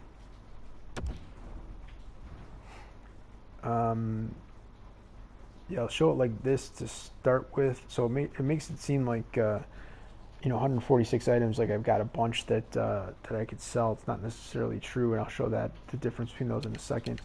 But I'm just going to show here, if we went off on the first page, you know, we'd have players like the Austin Matthews that would be giving you +2 and 3 stats, and then all that you need from just one player on the one-timer. And is at the time was about as close as you can get to a pure 99. It's a pretty boss card. People were still looking for millions of coins for this at the moment, which is kind of nutso. Duchesne was another awesome card to play with on the loaner. Was also again pretty close to a pure 99 at that time. Both, you know, left-handed shots, slight difference with, you know, Matthews being a center. He's not great at faceoffs, but at the time for me, 86, I did occasionally slot him in as a center, and then Duchesne being a center with 96 was much better taking faceoffs for me than Austin Matthews was. So at the time, I didn't have anything close to 99s. This was July 3rd, and that was June 28th. So I had Matty Douche in there probably as my frontline center, and Austin Matthews over there on the RW1, and that was fun as hell. And like for the boys would be activated no matter like who else I would have in my team here, because he gives you +5, and then It's a Trap gives you +5 as well. Since then, obviously, Plays of the Year cards have come out, and those give you +5 on 5 different synergies. So you basically just need to have 2 of those on your team, and you don't need to pay attention to the synergies for any of your other players, other than, you know, if you if they were maybe lacking in one of their stat categories and you wanted to have them have one of the player synergies that was already being activated by your plays of the year cards. That's just part of my thought process. So those are the only two like not actual cards that make the first page. It looks as though it looks as though we have 14.99s, but we really don't, because those are loaners that expired. And you see we actually had 2 Austin Matthews. This one was June 28th. Oops. Well, so I don't know which one came first. As you see, we got the Spezza. Mason Raymond recently popped out from a pack. Looks like this is a tradable. I think I did try to get some coins for it, and I wasn't getting what I wanted, so I maybe look to sell that. Geez, getting ahead of myself there. Same thing with the I Follow. I've tried to sell this a few times. There we go. Lexiak was untradeable, so that is correct. I remember that. But I could maybe look to sell even like the Comfer if I really wanted to. Raymond and a Follow. Can't sell untradables, so can't sell Lexiak. The Brian Boyle just came from that recent Versus. Robert Leno was kind of the original boss for me as far as what came from the gold rare player packs. I think it is. Is that how I got Alexiak? I don't think so. I think the Alexiak, one of the free agency packs that you get from the event that come as untradeable cards. So I think Robert Leno. I think he wins the year for the highest overall rated card to come from a gold rare reroll. So there's that. You see Kincaid and Kyra can both be traded. I did not upgrade the Chelios to 99 when I had the collectibles to do it. I could potentially still do that and then look to trade that, so that could actually turn into a tradable. So there we go. Klus is untradeable. Wasn't really sure on that. Bartolese kind of got left out. It was kind of he was on the team right before adding this Kucherov in the last second here. Had no problem with the synergies. He's 99 speed. He's not one of those guys with a 99 shot, but he's kind of more like the 94 Legend Makita was, where the accuracy and the power were both kind of right there around 90. And the rest of the stats are slightly above that, 93, 93, 94. It's a decent card. He just kind of falls by the wayside because he's a left-handed shot, and 6'1", 194. Does play, in my opinion, plays bigger than that. And with strength of 91 and aggression at 90, stick checking 89, shot blocking 84, body checking 89. He definitely can play a bit bigger, I feel like, and has for me. I've enjoyed having him on the team. Just kind of has no spot for him right now, but he is untradeable, so unfortunately he won't be one of the ones that you can pick up from me for the bare minimum, which I'll eventually get to. I had chosen Pasty. I always kind of figured I'd have Pasternak as my go-to for what I'd want from a 99 overall card. Right-handed shot. Enjoyed his base card for a good portion of the year as well. So this was fun for like whatever the hell this was. I don't know, it was 2 days or whatever back in December when we got to play with this card. So it was a fun card, and 93 at that time was huge. So here's the Barrett Hayton. As I said, he's going to be one of like 2 or 3 that I'll show that I actually did purchase. I think maybe, I don't remember. He's tradable though, and it's just a boss card. Again, another left-handed shot that just falls out from being able to make the team at the moment. If I ended up like selling all the other tradable cards and this was an untradable like Bartolese, he'd make his way back into the team, and he'd he ended up actually probably playing center, like fourth line or something like that. 88 faceoffs is perfectly fine. This is a great card. Picked this up back in July 7th. Played 78 games. You see the Subban untradeable. The Reeves that you got from the event is whatever. Everyone has this. I don't need to show you. It's just not good enough to make the squad. Legend McInnes. This is just one of the the milestones that I eventually got. Looks like relatively recently, July 27th. Finally picked that up. Kind of late to get it. If I'd had it much earlier, would have enjoyed having a chance to play with him quite a bit more. Did still rock 30 games with him just because I didn't really have any defenders, and so having that right-handed shot, I typically would be able to at least put him on the blue line. And then Gartner was like even more of a disappointment in that sense. Also came late for me, July 20th, and played 34 games. And the fact that he's a right-handed shot meant that he'd be able to get into a bit more. And he's his legend card before even getting the 99 upgrade was already 99 on speed. And again, kind of like Makita, but I think maybe slightly better on the shots.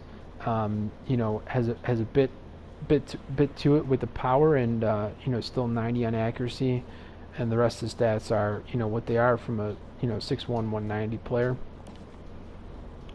So in other words, like there's no room on the team.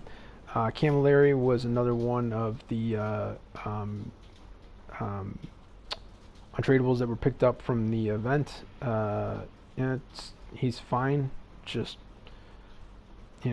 left-handed shot that's lacking. Just no room for him. Kane, though, let me see, over 140. Hell yeah! Back in January 13th, picked this bad boy up in a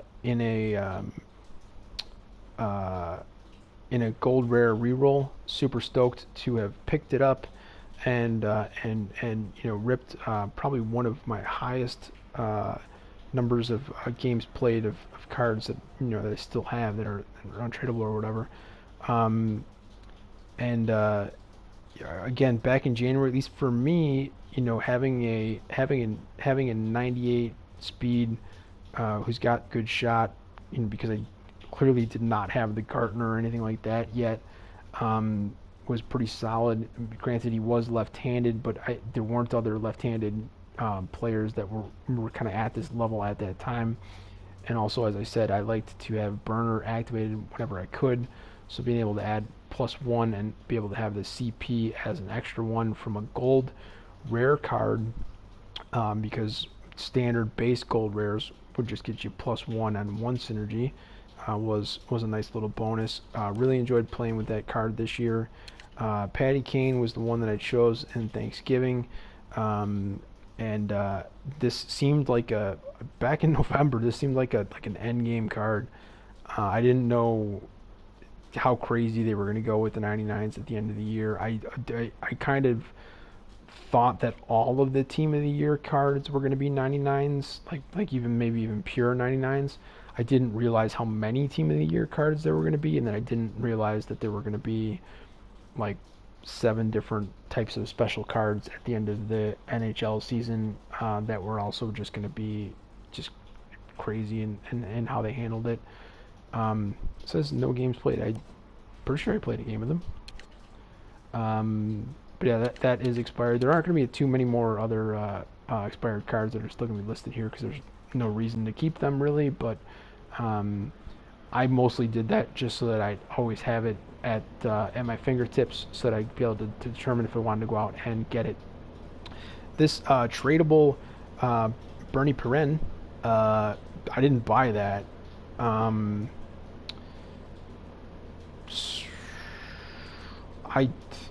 So I don't know how this works, because this I think that this would have came in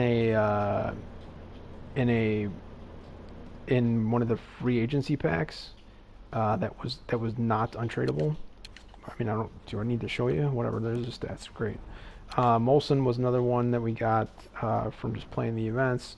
Another left-handed shot, just going to be not good enough, generally speaking. The trade deadline, Forsberg untradeable. I still was playing Only played 20 games despite having this back in February 19th. But because of changes that I made, I would find reasons to end up slotting him in uh, of late. Um, like I don't know, 3/4 of a month ago, and for a couple games, like probably prior to those 20 games played, probably at least 10 of them were recently. Um, Mostly because soon after February 19th was when I took one of my kind of 2 month breaks, and I guess I just didn't feel like he needed to really be in there or whatever. I'm not really sure, but the 90 faceoffs became more of a factor. But if I were to compare that to like the legend Newendijk, his faceoff's 95, and he's got faceoff master synergy as well. The 99 that's now available for both of these two, the Newendijk would be that much better. But this one was already solid enough, 99 on speed, a little lacking on shot for sure, but just to have a guy in there that was always giving me for the boys and would be able to win most faceoffs, and had a left-handed shot that I didn't need to slot in on the right wing or on the right side on D, was helpful. 176 games, and this was the monthly legend, so it was picked up on October 31st. Steve Payne, 89 overall. This came from a gold rare back March 11th. I did play some games with him. It is what it is. I mean, it's just whatever. This is just one of those alumni cards that didn't have an upgrade to legend path. So this was the highest overall that you could get with that, but he probably has a free agency card. I don't fucking know or care really. It is what it is. It's an untradeable card that, because it's 89, I don't feel like getting rid of, and was a pretty solid rip from the gold rare rerolls. This is the PK Subban that came from events. So I mean, how many games did I play with him? 72. Picked it up on February 13th. So when I got it, again, back in that time was the same time with the Peter Forsberg. I just wasn't playing a lot, but once I came back to the game, he was on defense basically until I got endgame. For a very long time, starting February 5th, I guess, this Philip Forsberg was one of the best gold rare rerolls that I picked up. I mean, I just look at this here, 89. I don't think a lot of people are looking at 89 overall primetime rare cards in general nowadays. There's probably not much reason to do so. But back on February 5th, I opted to play 26 games before taking my 2 month break with him in there. And one of the few right-handed shots. It was a pretty solid card, and in my opinion, a pretty good pull from the gold rare reroll. The Moog is untradeable just because I know it says an alumni, but he's one of the milestones. Wade Redden, we all got a tradable version of that card, and I kept playing with it because he had for the boys and would give you keys if you felt like playing with them, and he's actually a defender, but because he shoots left-handed, a lot of times I'd end up like slotting him somewhere else or whatever. I thought I had okay. Did I 5 games I haven't played at all with him. I don't know why this is here. Most of my other loan alumni that I did not use and expire are I think are still sitting in my inbox, or maybe not. Maybe I don't know.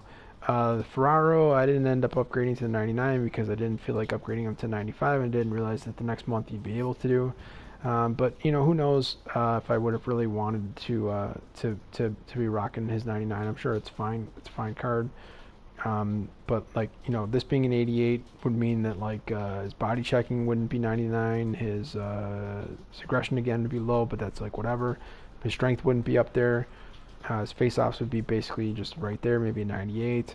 So there's some other stats that are just a little bit lacking, and then even shots, his shot power wouldn't even be a 99.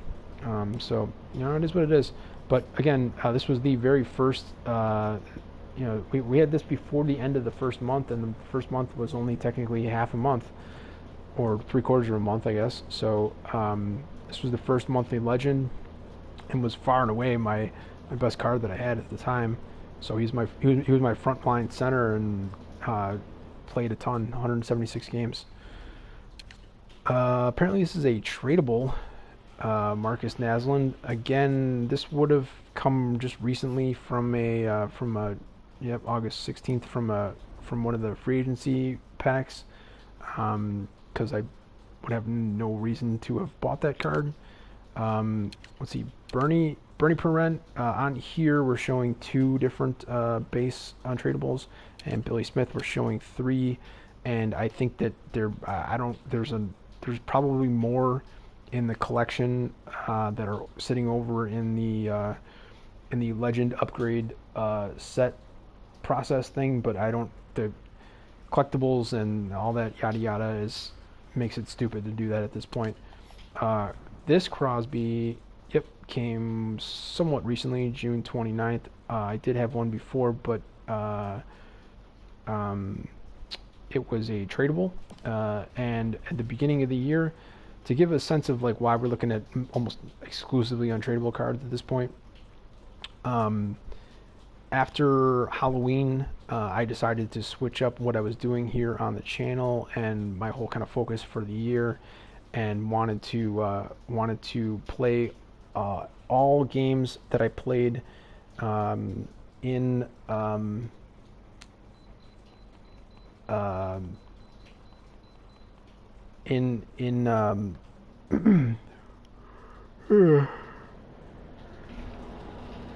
every game that I was going to play in Hut, I wanted to only play with untradeable cards. So when I packed the Crosby for the first time, it was a tradable. I sold it. Probably got 6 figures for it. Don't really remember. That Curry, when did we get that? January 6th. So that was another really solid pull from the gold rare rerolls. Next to him, Akil Thomas. Same thing, I believe, right?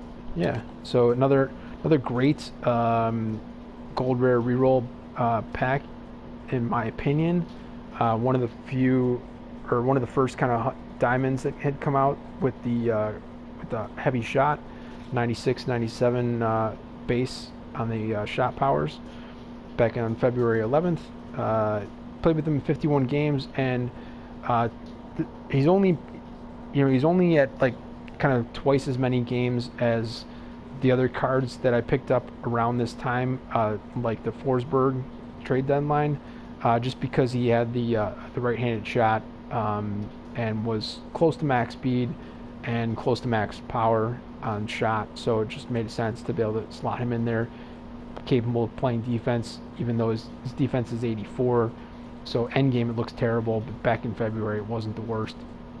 And also, if I was playing him on the blue line, I didn't really care that much on how great he was on defense. It was just more that he could get back there with his speed, and then D to D one-timers and back to the point one-timers, that kind of stuff. That heavy shot was pretty solid. A card that I definitely enjoyed having on the squad this year. He received another Billy Smith, and then basically most of the rest of the alumni, unless I've done weird stuff with them. So you got the Conacher, Jeffrey on. This is actually an 86 Salming. So Jeffrey on as well. So these would have been recent. Yep, August 16th and 10th. So those were both gold rare reroll packs, because their base is lower. And now I guess I'll see if I have their base, or if I at least have the base listed in the collection. I have not upgraded. I've not upgraded either of those two. Then the higher end guys like the Conacher, this is an 87 base. I've not upgraded. Um, I might have upgraded like one person that required like one carbon collectible, but the guys like this that require like a carbon just to make them 88, and then like two and a half carbons to turn them into a 91 before you even turn them into a legend. Just like was never in the spot to be able to do that. This Mihaljevic, let's see, July 6th. I thought that 86 was his base. I don't, maybe not. LaFontaine, July 2nd. So these again are just all gold rare re-rolls. You know, now it looks like 86 is not the greatest thing in the world, but I don't know. They would have been earlier in the year, like February 19th. So Fleury ended up making himself into 19 games, but again, like I pretty much quit right after that. Peyton Krebs, though, February 7th, and found himself into 87 games, because once I came back, I would sometimes forget that his 99 was only in acceleration and agility and down to 94 in speed. But with team-based synergies giving you +2 to that, 96 speed was good enough at that time, and the wrist shot power at 98 and the slap shot power at 95. This was definitely one of those that I was looking at that was adding some pretty solid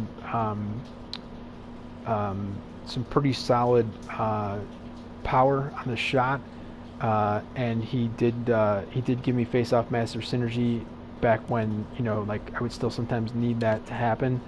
The Granlund, which was I think my choice that I took from the international pack, probably, yeah, because it was January 13th. I still kind of stand by this choice. Very few people made this selection. I think that this was kind of the way to go. I could maybe see thinking more towards endgame that, like, an additional left-handed shot who's not a center and can't take faceoffs is not necessarily ideal. But I thought it was good to go. Play with them in 50 games. Some of those were even recent. This particular Howard Chuck, December 26th. So one of the early, really solid gold rare rerolls that we picked up.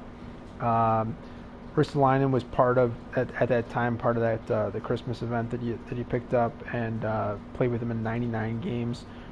Just had reason to play quite a bit with him. This Ovi was another gold rare reroll. Back in November 15th, I took a break there as well, which is part of the reason why there's only 38 games played on this, because a right-handed shot. This is the base. People are probably quite familiar with what the base card looks like. I never had another Ovi after this one until just now with the Russia set in this past month, and I think that's kind of crazy, but it is what it is. I'm sort of surprised I didn't play in more games with him, but there you go.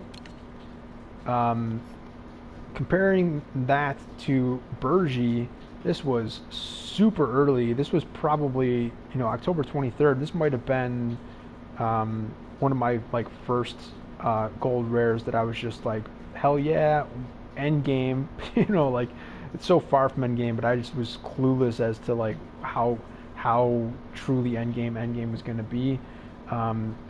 Technically only played in 91 games with the card, and I'm kind of surprised that it's not at least above 100. It was 90 speed, as you can see, quite lacking on shot, but back then was perfectly fine for that. Had face-off master synergy, and is a true center with 89 face-off to start with. So at 91 with just face-off master, and then with the team-based synergy would get up to 93. Had him taking face-offs quite a bit, and I know I said about half an hour ago that now I have almost no desire whatsoever to have right-handed centers taking face-offs, but definitely slotted this Bergie in there. Just was super stoked when I ripped this in a gold rare reroll pack. Went ahead and added them to that. Kuzi as well, same time, October 15th, and it came with For the Boys. He was a center, but could not take faceoffs. There's that 71 that I was talking about. And it was primetime rare and 86 overall. He played 54 games. He just never played center. I was not going to put a 71 faceoff in there for that, and it gave me For the Boys. So I was wrong. I guess this was the first Howard Chuck that we got in the gold rare reroll. Back on October 1st, ended up playing 64 games with this particular version of the card. August 23rd. So this Kucherov is tradable. So that's gonna. I don't know why this is here. This should have been in my inbox. And I'm gonna show my whole inbox too as well. But yeah, this is gonna go. I mean, this is just the base Kucherov. Just picked up, recently from as part of one of the. This might even come from a gold pack, but I doubt it. Probably more in one of the free agency packs. Didn't play with it at all. Should be self-explanatory as to why that is. But I'm gonna go ahead and sell that, so that'll go on the market for all of them are gonna go on for the minimum. So you might be able to get it for 50 or 100 coins. Johan Hedberg, 1 of 2. Is this tradable? All right, so I went out and bought this one. The other one that I have of this, I believe, is an untradable. Back January 19th, I was looking for ways to be able to continue to do the thing that I did from the very beginning of the game, playing with a lot of bronze rares on my fourth line and my blue line and my backup goalies to boost my synergy without having it be a player that could have a significantly detrimental impact to the team. So this is 1 of 2 goalies that I will show you that have both For the Boys and BU, and you can probably get this for certainly less than 5,000 coins currently, and I think that it's worth it, and apparently I'm going to be selling it. I kind of don't want to sell that one, so I'm going to get nothing out of it, but that would be like if I was actually planning on playing future years of NHL, and I'm not at the moment. This, I guess, was recent, but I've had a billion Tarasenko base cards, including untradeable ones that came from gold rare packs. I've actually 85 is. We're gonna see a lot less cards at this point now because, especially for sort of quote unquote live series or base gold rare cards, if they're 85 or lower, they've gone into trade-ins for me, and now you can see everything that I've had above that that came from the rerolls. In the end, in my personal opinion, absolutely not worth it. But to be able to get the Sakic was certainly helpful, and was one of the kind of the quickest and easiest ways to make that happen. This again was recent. That's an 85 Larionov. Recent as well. Gilmore, because again, these ones like I'd have no problem putting into reroll. I just want to make sure that these are all untradeable. So yeah, everything on here is untradeable. And the only one that came from the game was the Agazino. Back when the draft thing started, and he's cool, man. I like him. Still to this day, I like him. I mean, plus helps to have kind of plus five different synergies as opposed to any other 85 even at that time. Generally, was going to give you 2 if you were lucky, as opposed to 5. Left-handed shot though, so he just completely gets dropped out. And 83 defense was a thing where it didn't really make sense to even play him on defense. But I played how many games? Probably a bunch. 19? Less than I thought. And yeah, I haven't played with these at all. 11 games with Doughty? What? July 31st? That doesn't make any sense. Oh, because he's a defender For the Boys, right-handed shot. Got it.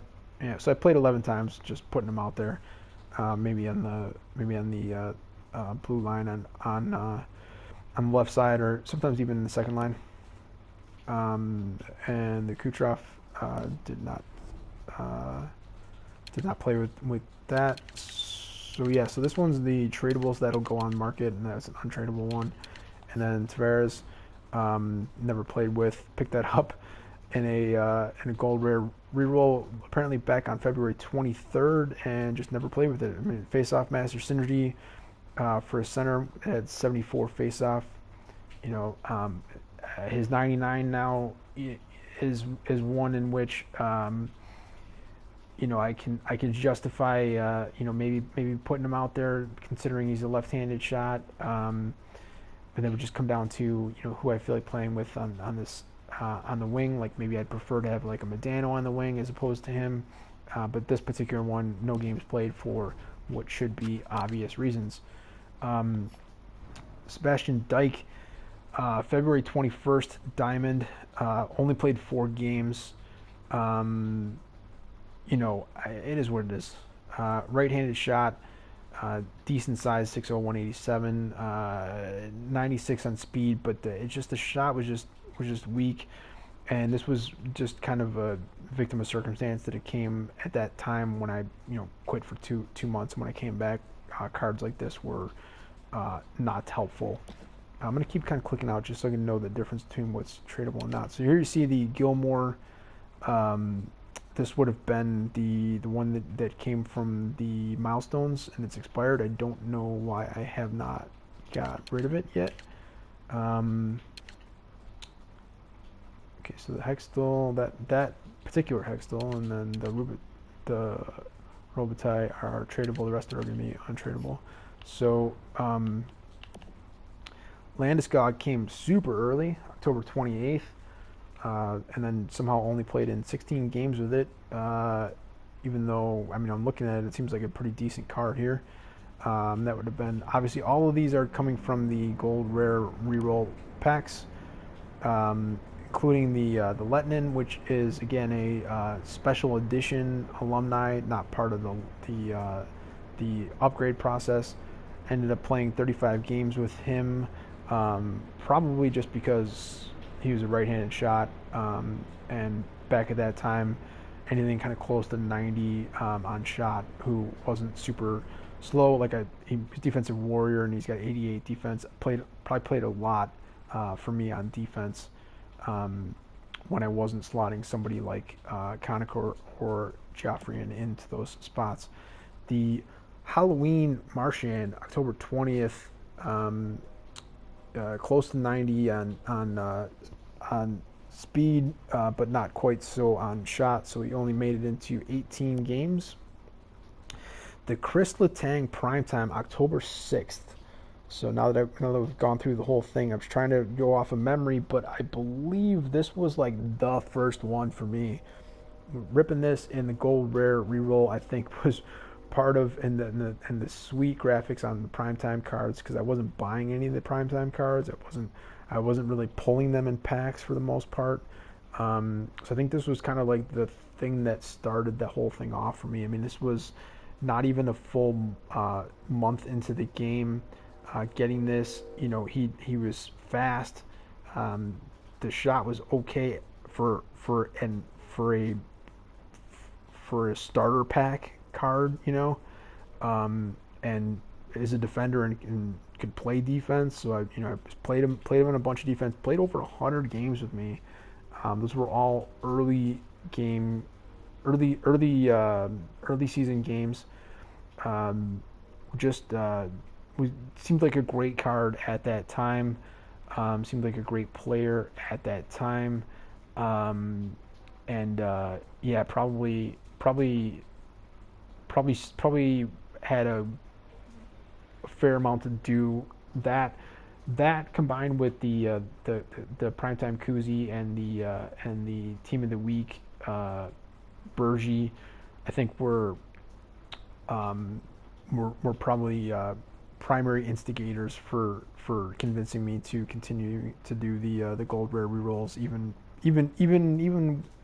well after getting the Sakic, even though I got the Sakic relatively early, and I thought I was going to be able to point that out when doing the full collection showcase here, but I can't because I upgraded the Sakic to a legend, and so that date issued is changed. Gretzky, September 11th, just in case I needed to prove that I bought the Ultimate Edition. You could have got it from the Deluxe as well, but I got to play 3 days early, and 53 games. Kind of surprised actually that he didn't come in at more games played. I guess I just didn't play that many games early on, and he was playing online. I guess 38 goals, 22 assists, 68 plus minus, and 18 penalty minutes. Seems somewhat kind of surprising, but yeah, if I was playing online, it would have been, especially early on, it would have been with him in there as my first center, and then probably like no more than a month in, when you'd have that, you'd kind of hope that that the person would at least during the first period before they get a chance to check it out in the intermission, would kind of hope that he would think it was the 99 Gretzky that he was up against, and clearly he was not. The other one that I chose, that I still stick by, even though it definitely seems like people that chose LaFleur did much better. The Marc Messier, left-handed shot as a center who could take face-offs. It's already 86 with the face-off master synergy. This is an 85 day one game card who had 88 overall with the boost, and then if you got for the boys, would go up to 90 for face-offs. I mean, he was just a face-off beast. I mean, again, you compare that to this special Gretzky, and I don't have any other Gretzky's, so I don't know any other Gretzky's to compare it to. But this was 89 without face-off master synergy, so technically speaking, the Gretzky would always be kind of -1 from the Messier, and Messier had more size to him as well.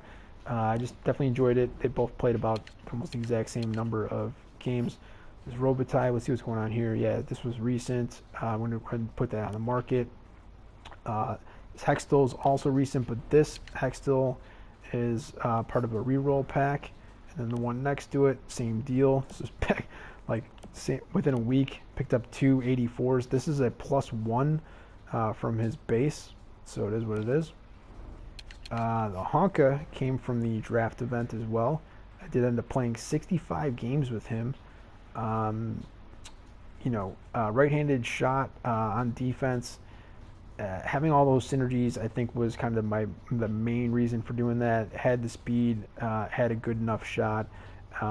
Probably played a lot of blue line. I would say 3/4 of those games he would have been on the blue line.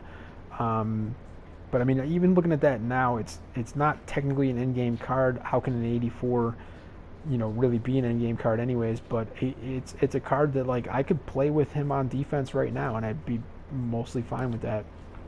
I don't feel like he's that much of a drop off from the guys that I'm playing on the left side on defense right now anyways. This Hextall, let's see, was what? Tradeable on January. Oh, yeah. So this was I did this. This was me. I mean, it maybe could have come in in one of the.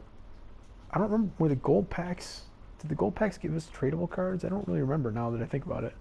But like all the 20 plus whatever gold pack 2 a week that we got, I don't remember if they gave us tradable or not anymore. That I think about it. It would make more sense based on how they've done everything else if they probably gave us untradeable cards.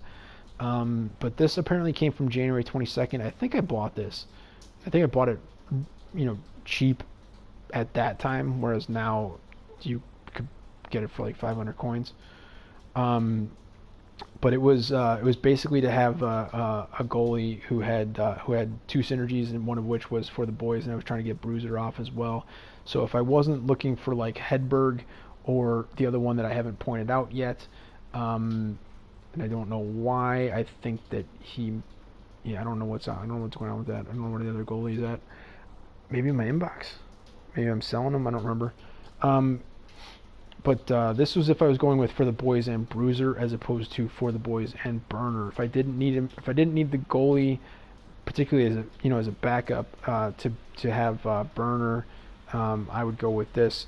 But he didn't play any games, so there's that. So I might have actually picked it up to try to do the upgrade process with him. But uh, uh,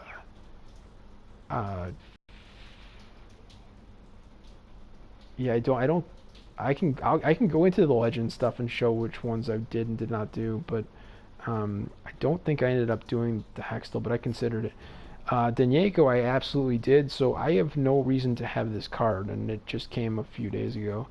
Um, and obviously no games played, so and it's untradeable, so it's gonna go into a trade-in set. Um, uh, and then this is kind of weird here. I don't know what the fuck happened here, but when I took my little break, I came back and I had all of these, not that one, but I had all of these gold rare cards that I had that I had this. It's frustrating. I'm gonna try to not get pissed off about it. I had all of their evos, and their evos ended up not being endgame, I guess, even the ones like all of these that ended up becoming 99s. But I still would have liked to have had them, considering that I had them. But when I came back to the game, I had this instead, showing 2 games remaining. There's probably a bunch on this little list here. Even Dumba and Besser, Gibson. Go to the next page. There's probably even more. A couple that I actually decided to use just to see if it would like activate them into their proper cards. But this is expired. I played the 2 games with this one. The Barry and Varlamov were the bane of my existence this year. It was very frustrating. Bishop even, which is, I mean, come on, man. Like, that needs to be a 99 Bishop right there. Nurse I played a couple with that expired. Domia didn't. DeBrincat didn't. This is the Owen Nolan that was just the 80 overall. And then we're getting into golds commons. We don't need to do that. So anything of value here? Not really. Got a bunch of probies and Numenins. Let's see how recent these are. So August 11th, 14th, 27th for Numenen, and 29th for Pavelski. So those are all recent. Jesus Christ. Lundqvist, how about you? Recent as well. Kind of figured as much. I mean, it's an 82. So basically Lundqvist and Thornton, or Nugent Hopkins and Huberdeau. After Niederreiter, who got picked up today, I think. Yep. So this was the most recent. That's the most recent pull from the gold rare rerolls, just to indicate that I don't always pull 86 plus and up to 94. That was today. So he'll go next. I thought there was a Domi, but I guess not. So that's basically it for the collection. So Tradeable, there's 35. I kind of don't really want to give up the 99s at the moment. So I'm going to keep the top 8. If I decide to drop the rest of these onto the market, that would be Comfer, Raymond, Follow. I can't really give up Kincaid at the moment because he's the only goalie that I got going for me. Kyra, who I love, as well as Hayton. And then a bunch of alumni. So where the fuck is the other one? So there's Hedberg. And then, yeah, you see we got the 86 Hextall. Did I show this earlier? January 23rd? I don't know. No idea. Yeah, so all these cards will go on to the market, and I've got some other ones already in the inbox and or in the market auction house, whatever, already. As far as ones that I'm left with that aren't loans and are untradeable, it's 89. That's a little misleading just because of the ones that the game gave to you. So I mean, Messier would have been anyways, even if I hadn't upgraded him, or Makita, um, or Medano or Sakic. Those were always untradeable through the Legends. So right off the bat, the top 5 actually were all like that. Boyle as well. So Leno on down were ones that I were managed to pull from the rerolls. I'd say maybe half of those, maybe half of the 89 were ones that I actually pulled myself, even though most of them are like Bernie Parent and Billy Smith. Um, so there's the end of the year on tradables, even though the 85s I really only kept, like, even the Letnin I sometimes was considering getting rid of into the trade-ins, but you can see, like, outside of Tavares, who came recently, right? No, February 23rd. Okay. I don't know. But most of the rest of them, if it's 85 or lower, I would have only kept it if it was a special card, which is how you see that there's basically nothing at this point for 83 or less.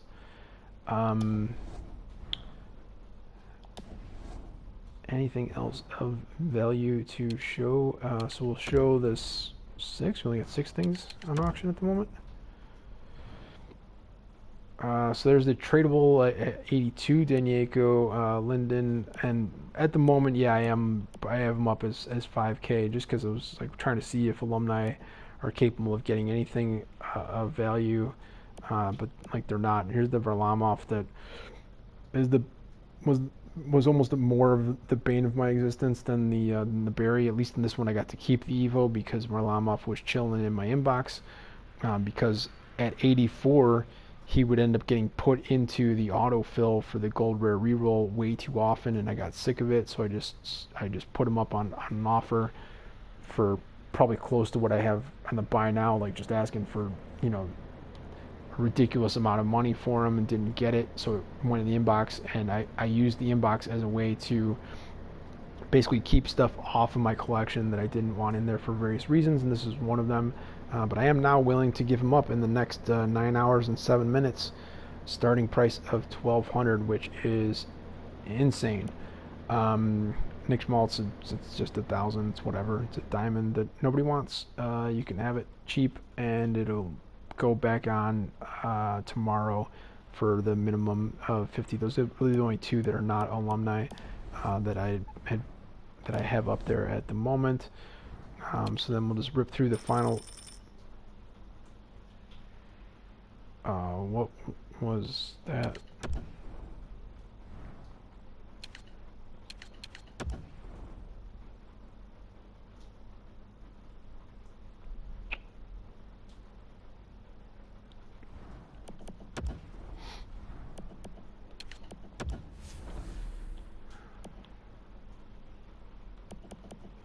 Okay, so I guess we just sold a few of those or whatever. Almost like 2K worth. Oh, wrong one. Actually, just for shits and giggles, we can go through watch list here for 1 second just to show some of the stuff that happened this year. And for anybody that's unfamiliar, for them to still be on the watch list end game means that that particular card with that particular owner did not end up getting put onto the marketplace by them or someone else after the fact that was cheated through a trade, although you could do legitimate trades as well, even though I would say my experience from what I saw in the marketplace was that way more of the trades that went were illegitimate. But this was Evo 1 collectible, currently of no value, one of the very few collectibles in the game, outside of like the these here, the the bronze, silver, gold, and carbon that are supposed to be part of the legend upgrade process, which is really just the gold and the carbon are part of that. But you can use bronze and silver to get golds. Outside of those, this is kind of like one of the few other collectibles that wasn't a monthly award collectible that has no value right now, even with all of the collectibles being added on for like an extra 14 days prior to the start day of NHL 20 officially, where you can use those collectibles for various stuff.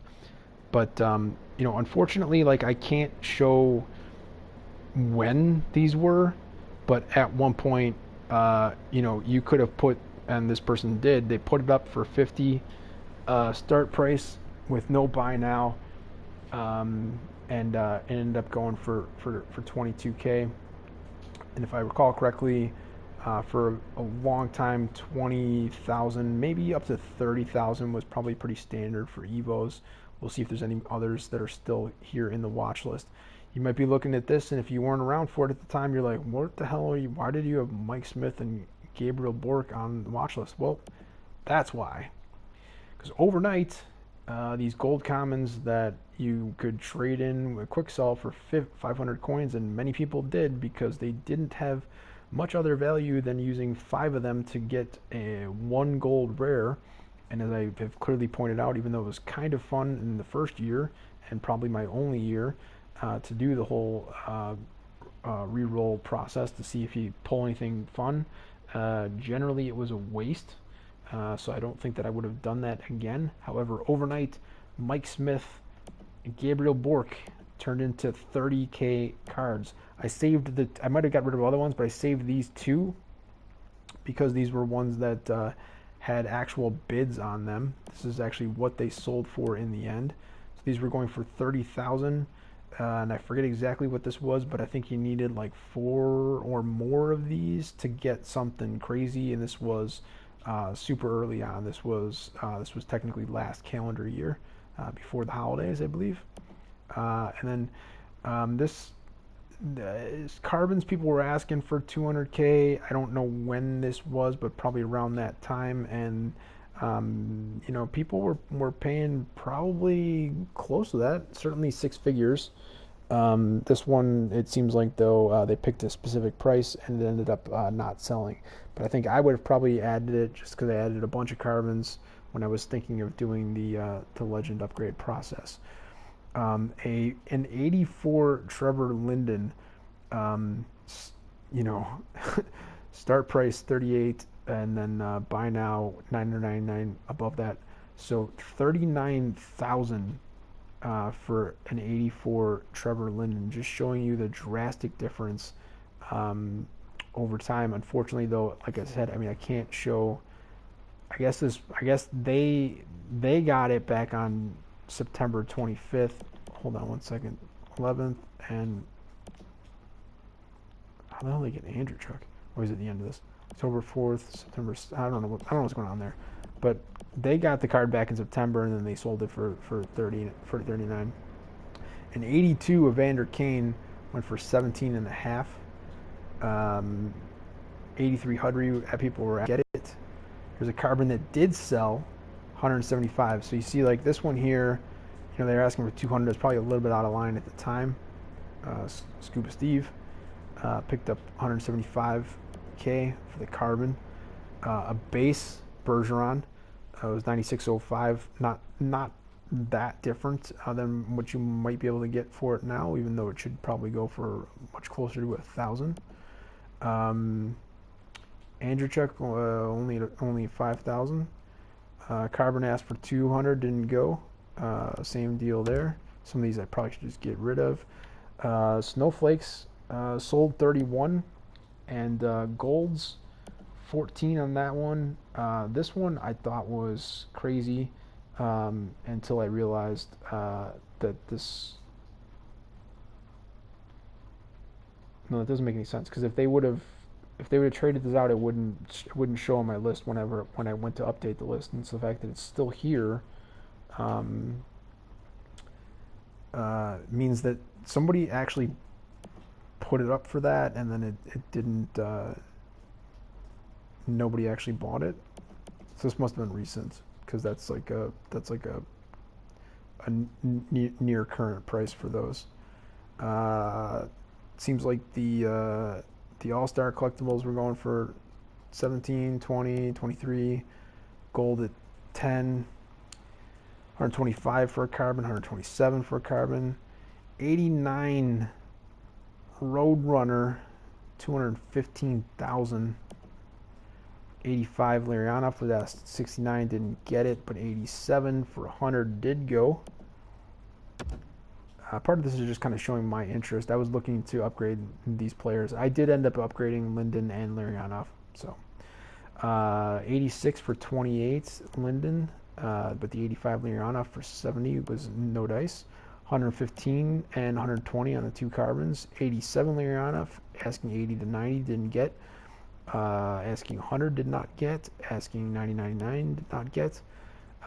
Here's the Young Guns Team of the Year collectibles, went for 30. And then carbons dropped to 25. I think that was kind of an anomaly at that time. 29 for the offensive. 26, 27. That one didn't sell, asking for a little bit more. So you can see maybe not the best idea to ask for a little bit more there. Yeah. Bufflin, start price 140, and it said it ended, so I'm not really sure how that works. But yeah, 30 at the time. Yeah, because it's not a player card, I can't see the date. But some of these just don't really add a lot of value here. I did upgrade the Hudry Legend, so I was probably looking to see this. So I don't know. So this would have been one of two times: either when I was looking to see how much I could get for it, or when I was considering trying to get it again to turn it into a legend. But it went for 33.5, which is basically what these collectibles are going for. The Howard Chuck, by comparison, went for 130, 40 for a collectible. Kanoye 95 didn't go, and 138 did not go. You see a bunch of Howard Chuck and Kanoye in here, and then 197 Patrick Waugh. And most of these just did not go off, but these were prices people were trying to get. The Waugh did go for 150. The Brett Hull, that particular one, was not able to sell from 250 to 280, but I did see them go for basically that. 42 for a collectible. And then Yari Curry 3250 for the 87s. This was starting to get much more recent. Probably me trying to decide how much I could sell it for. 31 on a collectible, basically a steal. The Salming 20, this must have been recent. And the Curry at 100. Larionov not selling for 40. Collectibles 32, 45, 41, 40. These are probably recent. I still want the Dion. I don't really want to pay 120 for it, and other people decided the same thing, I guess. 40 for collectibles. The Shaw, I don't know what this is about. I guess maybe I was looking for a right-handed shot who had speed and decent enough power and gave a bunch of synergies. But yeah, like, I don't know, 45 doesn't seem terrible, but it is what it is. So here's a recent plays of the year, I'm sure. Yep. Sidney Crosby looking for 2.25 ain't gonna happen. So that ended. People were not willing to put up 50 for this free agent goalie. Yeah, these would be the last ones on the list. Just looking at goalies. None of them selling, I'm sure. Oh, these ones are still active. So 50 to 55K for the McIntyre if we wanted that. I'm a little shy on coins at the moment. Whereas the Lightning, the Vasilevsky, so without having to go into the Russian ones, it's the exact same as the Russian one. One just shows them on the Lightning, one shows them on Russia. All free agency cards, with two exceptions, come with +2 for all of the team-based synergies. And as you can see here, as I was saying with Vasilevsky, he's got decent body, 6'2", 207, could be bigger in both ways. But his aggression is 83, so that's what I'm looking for. He's only lacking in passing at 97, and I have to imagine one of those synergies adds to that. So basically, this is a pure 99 card. Part of the reason, I guess, why that person is hoping for anywhere from 260 to 330, and that one is looking for 325 to 328. I don't think that they're going to get it. People would probably just prefer this for a little bit less than what that is going for. So that is the watch list, and we will finish everything up with whatever's left in the item inbox, which is not going to be a ton of things. So let me just see if I have any untradables. Well, I've got the McCarty alumni that came from the upgrade process. Might just end up tossing that into the collection at some point. Same with, see, I thought I had a bunch of these in here. So same with Lemieux. Okay, so some of these have real quick stories to them, but basically these are all tradable, so they're going to go on to the market for 50 coins. 83 Probert, just a base Eriksson, Johansson, Henrique, don't really matter. Hellebuck, I think, is kind of fucked up that you can only quick sell that for 500. I guess that's because he's a goalie. It's bullshit, though. It's an 83. It should be a quick sell for 1,000, as you can do with the Kuznetsov, which is not because he's an 85. If I had any gold rare, here we go, Panarin.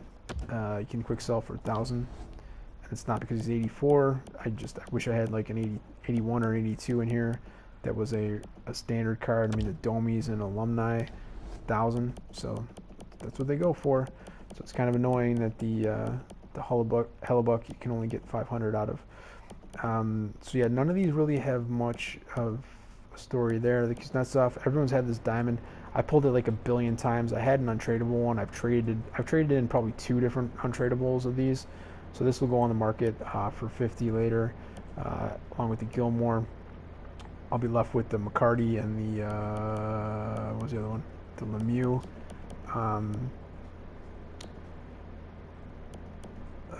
Yep. Okay. So here we go with team of the week. Lars, butterfly goalie. You're like, what's that about? Well, he was giving 2 to the beauty and 1 to for the boys. So it wasn't just that it was a silver card that gave 2 points towards 2 different team-based synergies. He was actually gave +2 to the beauty and 1 for the boys. Got this back on April 26th. I did a bunch of searching to try to get stuff that was still available that people were willing to sell for. Should be pretty obvious that I slotted him in. It says no games played though, but I thought I played with him. I would have slotted them in as a backup goalie for the synergies, and I felt like this was essentially a steal at that time. One of the few kind of like things that I felt like I was one of the few that were actually paying attention to. Tony Tanti I also bought back in January because again the whole for the boys thing. Became a breakout master, which wasn't too bad. I ended up playing 35 games with him. His speed wasn't bad, and comparatively speaking, his shot was kind of average as well. He was just kind of across the board, so I played a bunch of defense with him. And left-handed shot, he very easily could have found himself on the blue line. Kaliev, though, by comparison, 3 games played. What? That's not anywhere close to true. So I don't know what that's about, but picked that up back in January 26th. Don't know if I packed it and just kept it, or if I actually bought. No, that I did not buy this. So I would have packed this in one of the few times where I had a pack that was giving me tradable cards, in which I opted not to trade them or put them into to trade in sets. And you know, again, was super focused on burner all year. It was nice to have fine shot as well. But this was the boss for me. Played with him in a ton of games. I'm not really sure. Maybe adding him to the market and then him getting dropped in the inbox might have fucked up the stats for some reason. But much like the other diamond that I already pointed out, that I don't think was Kaliev. Do I have two Kalievs? Is that what's going on here? Maybe that's what it is. I'm kind of confused, but because I feel like I said the exact same thing about the other diamond left-handed shot that I pointed out. But anyways, acceleration and agility were 99. Speed on the other one was 90, so it wasn't Kaliev. The other one was 94 on speed. This one's 95. And then he actually did have wrist shot power 99, the slap shot power 97 with the fine shooting. That became 99 anyways. And then accuracy was to be desired. 82 handles, 82 checking, and 79 defense wasn't exactly all that stellar if you wanted to drop him onto D. But later on in the year, as my forwards started becoming much more solid, it would have had to have slotted them in on D sometimes. And typically, I think that being a left-handed shot, he probably would have been RD2 more often than not, just because he didn't really have enough defense to whatever. Just it makes sense for me, but whatever. So the Robitaille, here we go. So this one is tradable. So I guess I bought this and then also tried to put it up there. So this is the other goalie that was above an 80. That came with 2 synergies for both Burner and for the boys. So I played. He played 24 games. Date issue January 20th. He's an 86. I think the other one, the Hedberg, is an 85. And I never really thought. I didn't think that the actual stats on a goalie mattered at all. I thought it was all about size, which is kind of why I liked Varlamov early on, and why I liked Lehner endgame, because I thought that size was all that mattered. Turns out that wasn't exactly the case, but it was still a significant factor. So 5'11", 185 wasn't terrible. I forget exactly what Hedberg was. He wasn't exactly wailing it out either. But it was 2 guys that I could put in, and would sometimes have to goalie swap during the game if I felt like the one was not really holding it down. And I can kind of understand that now a little bit here. I mean, this is a hybrid with an 83 5-hole, and was a bit more aggressive, for his overall at 88. But yeah, it was two goalies that I could put in to be able to give me +2 for Burner and for the boys, just with those goalies when I kind of felt like goalies didn't matter all that much, and that if they did matter, it was typically size. And so I would just make a decision of whether or not I wanted, like, whatever it was that I was playing, I just would decide to either go with size, or if I would go with not caring and just putting those 2 guys in, and not even really caring which one was the starter or the backup, mostly just to be able to get the synergy.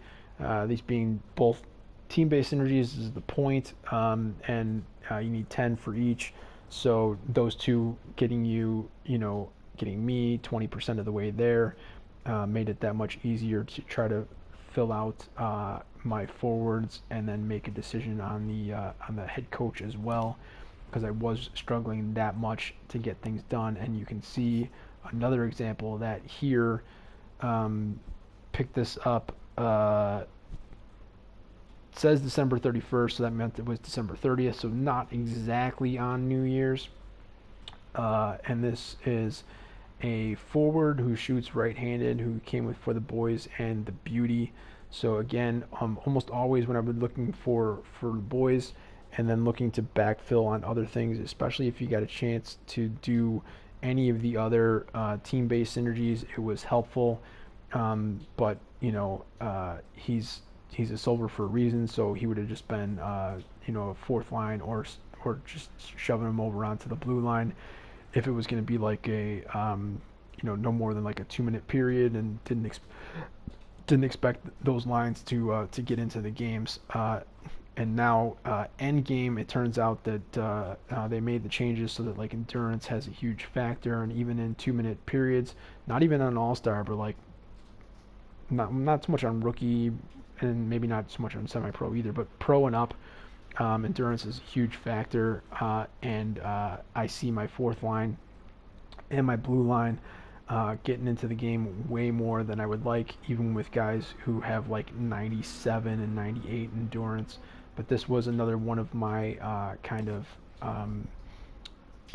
finds that I had, but I didn't end up choosing to play with him as often. Compared that to just before that, picking up this Tribulato, this went through on a search, and then I started searching for all like international cards that had for the boys, because they were giving +2 on the one card, and also gave clutch player +2. So definitely slotted him in. Looks like he played only 12 games. I think it was probably more than that, but he wasn't exactly great. He was fast enough at that time to be a back end guy, fourth line or blue line again, way before the whole endurance thing became too much of an issue. But obviously the rest of the stats pretty much suck. His shots 64, handles 71, checking 82, and defense 78. And he is a defender, so he was basically just playing blue line for me. Left-handed shot meant that he would have been probably playing on the right side. Guys already playing on the right side. I might have put him in LD3. Alumni. So these are alumni that you can get from me for like 50 coins tomorrow. The rest are contracts. I'll show you if you want, but those are the remaining tradable contracts that I have that I will also be selling as I am right now. Why do I have? Oh, because I put one more up there. It's like, why do I have 7? I thought I had 6. Yeah, there's the contract. That's what I'm going to be selling the contracts for, because it's the only thing I can get for value at the moment. So it's based. It's not usually $4.99, $5.99. It's usually $4.99, $5.49. So you can get them for 550 coins from me, and these are the ones that are on market at the moment, and those are the prices. But if you're watching this and you're watching this tomorrow, that means these have all already ended anyways, and people probably did not pay those prices. So I will drop them back on at the minimum, probably give them 3 days, and let the market decide for themselves what they want to do with this. So now we are less than 12 hours away from the next reset. They've said their thank you. They've said their goodbye. I don't think that I could show too much more in here, other than, again, like the progression thing I was never going to be able to do because I couldn't win games. And if you think that was just because I got onto this progression at a point where I hadn't done a ton, no, I won an extra game. I don't remember winning that game, but for a long time I was sitting at 40, and I would imagine, that one win wasn't a real win either. So out of those 41 wins, not even half, maybe 10 at most were actual wins. The rest were people that either just like opted to quit for whatever reason, whether I was being competitive or not, or I might not even have been playing, or the people that would jump into games and then immediately quit out, which is basically what I do now that I'm able to play on even hut champs, and not just the competitive seasons that don't need requirements that I didn't know until like 3 months ago. I missed out on a ton, I feel like, because of that. But yeah, I don't actually play unless I have a. Didn't mean to do that. I hit the O button way too often in here. So yeah, I didn't do my dailies, and it requires an online game. So I will complete an online game if I feel like doing the dailies. However, I don't think that there'd be any real point in doing that today, because all I have left is the gold rare player pack that is, exactly the same as if I did 5 gold commons or 2 gold rares. And that's all I have left. I've literally done everything else in here that I could do. I was able to upgrade the Messier. As I said, I didn't do Ferraro last month, so I couldn't do that. I don't have that new in Dyke. Was kind of hoping that September was going to give us a chance to upgrade the 90 new in Dyke, but that's apparently not happening. We're not getting anything tomorrow. We'll see, though, I guess. Never got the Ronick, so couldn't do that. Never got the Bobby Clark, so couldn't do that. Did have the Makita. You saw I did 99 that one, and never had the Stasny. And did not know that this thing here, giving you the choice of 1 of 7, gave you a tradable version. I don't know why I just kind of assumed. Sorry about that. As we wrap up here, it was moving and it knocked it out. If you either knew ahead of time, or if you I don't know. Yeah, I don't know. I guess if you weren't like me, you didn't feel like maxing out on the free agency packs to get your Russian sets. Although I didn't know I was going for Russian sets initially. Then if you saved up 60 of these, you could have got your choice of one of any of these 7 here. So Stasny, Makita, Clark, Ronick, Neuendijk, the Rangers, Messier, and the Ferraro, all 99s.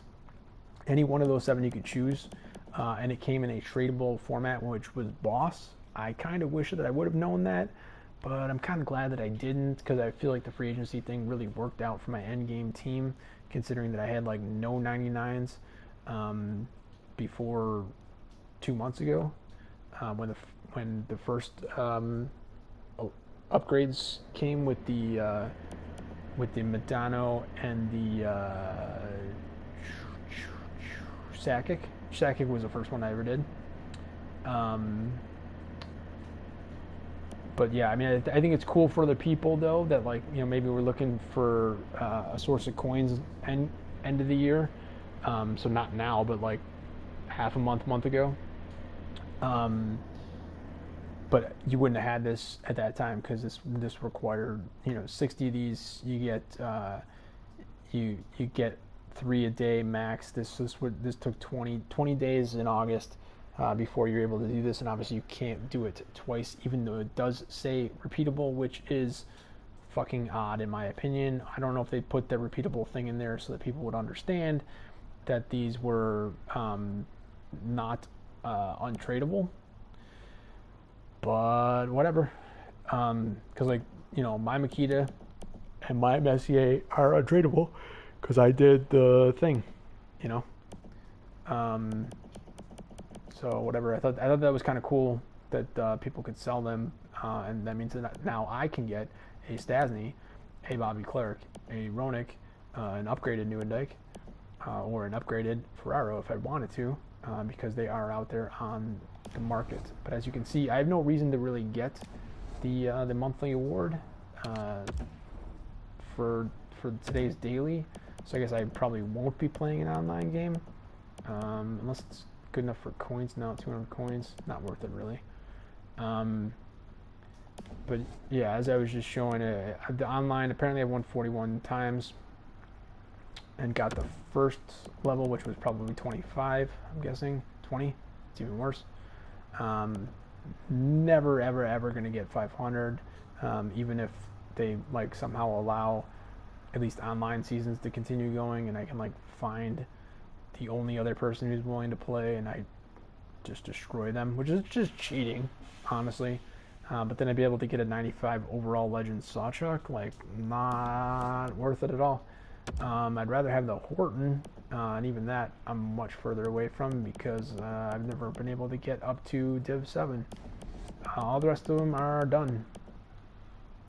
And a lot of the YouTubers didn't bother to win 25 versus Team of the Week or Draft Champions. I don't get the Team of the Week thing, because for me at least, that was what I would do a lot of times to try to get my daily stuff done. Is I'd play the Team of the Week, see see if there are any any cards in that group that I wanted to play with at that time early on, and then later on realized you didn't want those cards unless you had untradeable versions of them.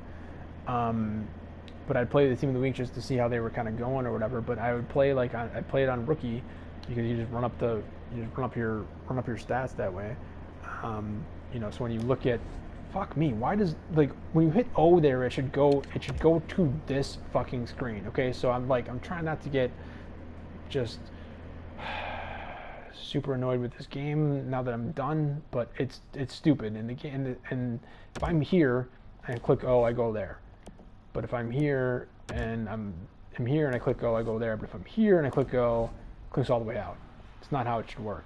I understand why players probably want like the quickness of being able to click all the way out, but it seems fucking stupid to me.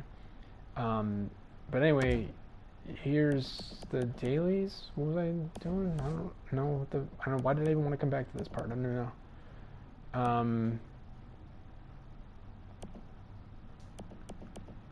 Oh, just oh, that was it. So the dailies, typically this is pretty often where you need to score 3 goals and have 10 shots on goal.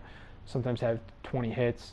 That's typically the thing that you get if you don't have online game. So to come in and play the team of the week on rookie, you get a chance to see what the team of the week cards are like and stuff like that. The kind of things that you might be able to pull in a gold rare reroll.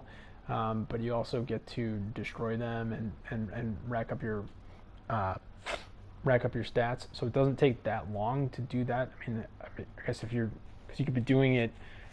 I think on average, I would say that would happen. I don't know, about half of the week. So in 2 weeks, that'd be 7 times. So that's it's basically like 3.5 weeks. Wait, no, 2. So a month and a half is how long that would take if you only did it to complete the dailies, which you could do like basically every day, but whatever. So it could be 25 days basically. Anywhere from 25 days to a month and a half is how long this should have taken to complete this. You didn't get anything out of it. You got a gold pack. I think you got a gold pack, and you either got a gold pack and coins on the last one, or the last one you got like basically a gold pack for completing and another gold pack for completing the whole thing. And then Draft Champions is basically kind of the same deal, except that you have to go through the whole process of drafting a team, and even after you win one game, you have to, in my experience, you have to start the second game and quit before you can get the reward for the one win, as opposed to like killing the fact that you got the one win. Never came anywhere close to 4 and getting the I don't know what it was, like an 85 overall special version of McDavid or some shit that eventually you could trade in for something slightly better, I guess, or something. I could go into the Draft Champions sets to see what that is, but I don't really care. Yeah, I never won 4. I think I won 3 once, and then just like tried to like super focus and like really hunker down and get that 4th dub. If I recall, got my ass handed to me. And from then on, pretty much got my ass handed to me even in the 3rd game. So then moved on to just winning 2, and then starting the 3rd and quitting and taking the reward, which was a max silver rare card, super valuable, in other words. And then later realized that it's actually even quicker, because sometimes the second game can be kind of a pain in the ass to play. Especially once like your opponents ended up being that much better. If I wasn't going to bed and or jumping into MLB The Show, I would potentially jump into a Draft Champions game like right now, not necessarily for the stream, but just because I find it interesting to see what kind of cards you could draft. And actually, I think I will do that. I will start a draft. I won't actually play the game, just to see what kind of stuff you'd get from that. And I'll probably only do it if I can do Speedster. But yeah, I'd be interested to see if they're dropping like 99 free agency cards on there, because I think I played one game like that, and that's what it was. That there were some cool cards in there. It's supposed to be anything that's currently available in packs, but I know that I've got stuff that is absolutely not in packs right now. So whatever. But yeah, this was 25 wins as well, and was basically just a gold pack that those of us that had the game back on September 11th were getting for free. So I was going to end with just this on the screen here. But I guess being the degenerate that feels the need to do something with everything at all times, I'm going to go ahead and jump into a quick draft here. That I'm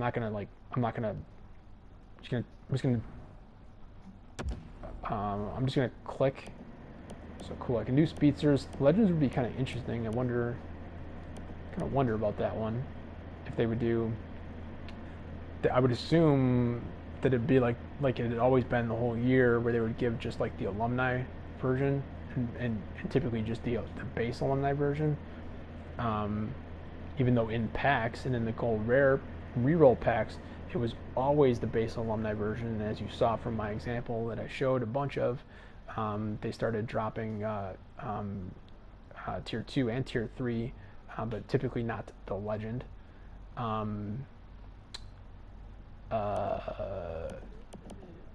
Yeah, and the other ones are not. To me, it's speedsters, and if you can't do speedsters, you do the snipers, and sometimes it's to the point where, like, if you don't have speedsters, then just go out and don't even select the theme and do a new one. And you could maybe occasionally do legends and just realize that you're never getting the 99 Gretzky or Lemieux, which is what it's saying in the bottom. Find players like Gretzky, Lemieux, and Bellevue in this theme. It's just the alumni basically, and you don't really even get that many of them. So we're gonna do speedsters, and I'm not gonna do this like a real draft and like try to focus on putting people places. I'm just gonna click on shit and just see what comes up naturally. So nothing special in the automatics, and we're gonna have a 65 as our. There we go. So that answers our question. So yeah, I thought that they were doing free agency cards now. 94 Carpenter on the right wing. And then, of course, like always, I get thrown off by the goal comments, looking like they're the same colors as the free agency cards. There's that Hot Diamond Kuznetsov. I swear to God, that thing just does not fucking go away. Seems like this one might actually be better than this one, but whatever. We're not actually choosing, and they're both RDs. But so that we got a 94 and a 96 free agency card so far. But those are the two of the three best rounds outside of the goaltender round, which is round 11.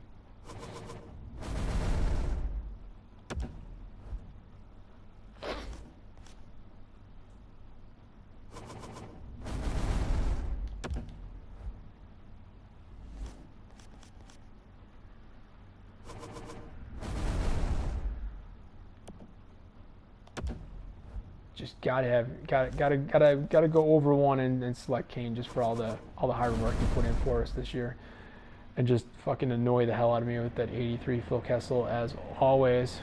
And the 83 Numanen is the base, so that's an alumni that popped up, but it was the base, and not tier 2, tier 3, or legend.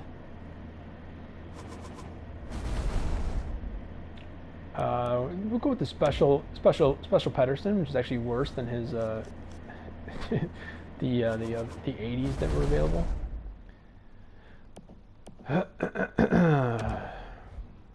Just want to make sure I'm not kicking off my gold RDs. So here's a goaltender. So disappointing. But 86 is not base, so there you go. So there's an alumni that's not the base, but is actually one off from the legend. But I mean, it's an 86. I mean, you get the Billy Smith and and ooh, Jesus Christ, you get the Billy Smith and the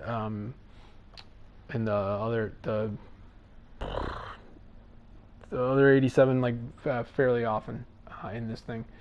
So this would be pretty cool. Like I like to be able to take these cards in real life. It looks like their shots are not very good. Um, or you can just go old school with the regular coffee. Or if you like really like Tarasenko, you can choose him despite being clearly the worst one of the pack. So we'll go with 98 overall. I don't know if I really picked anything based off of the highest overall outside of the 3 special rounds, so I'm not sure what my overall is going to be here. Finished draft 81. Yep. Get her done. And then it's just going to show the 3 free agencies for your top players. That's going to be it. Exit for sure. So that answers that question. You can play with free agency cards for now. Some of those are supposed to only be in packs, and like some were only supposed to be in packs until like today, and then others I think are supposed to maybe go until like the 14th. So if I could make that thing, that thank you, a bigger part of the screen, I would.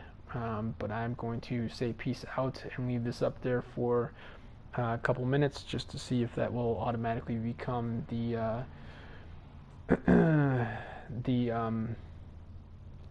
I could speak, the thumbnail without me having to adjust things. So I guess I would say thank you to the few people that were willing to spend time with me here on the channel this year, as it's been almost exclusively NHL 19, and then took a little bit of a side track with Red Dead Redemption 2. Although a lot of that was over on Twitch, and therefore got lost because I was not back recording it because I'm an idiot. Which is why I jumped all the way back over here to YouTube for all future broadcasts, even when I have no expectation of anyone coming in to check it out, because this channel is private, but a few people do have access to it and do occasionally come in. So that's going to be a goodbye for NHL, although I haven't played with the 99 Kucherov. I'm going to have to do that. So I'm going to play a couple games. Just I don't feel the need to necessarily do it on the stream. I'm certainly not going to do it at 6 o'clock in the fucking morning on a Sunday when I got shit to do during the week that I shouldn't be up right now for. But I'll play a couple games, and depending upon in 10 hours what they drop on here. I don't know if I finished that thought before, but I said that was the first of 2 things that could maybe like bring me back, outside of just playing like a couple games just to see how the Kucherov goes, as well as coming in here to make sure that I get rid of all my cards for anybody that, I don't know, does want cards for some reason. Maybe like me has no intention of playing NHL 20 and so wants to have something to show for their NHL 19 when they play in the future, even though, you know, I said I was going to stay on that screen so that I get the thumbnail, but like this is all I got left for, I say all, but it's like probably like half or more. As far as stars, I'm like 1/3 on that one and 4/9 on that one. So I don't have a ton really left, in my opinion, on the thing that I do, which is the versus CPU, the offline CPU modes, and some of those are really tough. So I guess I could do that. I think more realistically, if I do come back to this, just because it's a digital game that I've got a copy of, so as long as I have my PS4 Pro, I'll always have this. I'd maybe come back to like to be a pro or to franchise, both of which I played a little bit of. Be a pro, I just thought was kind of stupid, because you could adjust the sliders and you could do what I'm doing in MLB The Show right now, that I'm actually greatly enjoying in MLB The Show. Whereas over here in NHL, I feel like it's easy. What I just call easy mode, cheesing. Easy mode is less fun in this game than even their only other game in Vancouver, FIFA. FIFA being a the field is much larger, is part of it, and then also maybe it's just me, but I kind of feel like even though technically you're always just kind of kicking the ball with typically your main foot and then occasionally with your weak foot, and then you have to focus on how skilled you are on your weak foot and stuff like that. You can do like bicycle kicks and shit like that, especially off of set pieces. So I don't know. To me, the little bit of FIFA 19 that I played this year, I felt as though if you were to easy mode cheese it up, it felt a little bit more fun. I don't even got a chance to play the whatever the fuck the Be a Pro thing is in that one, or if I did, maybe they just start you at such a really low level and an inability to juice up quick that I might have just realized I didn't have much time before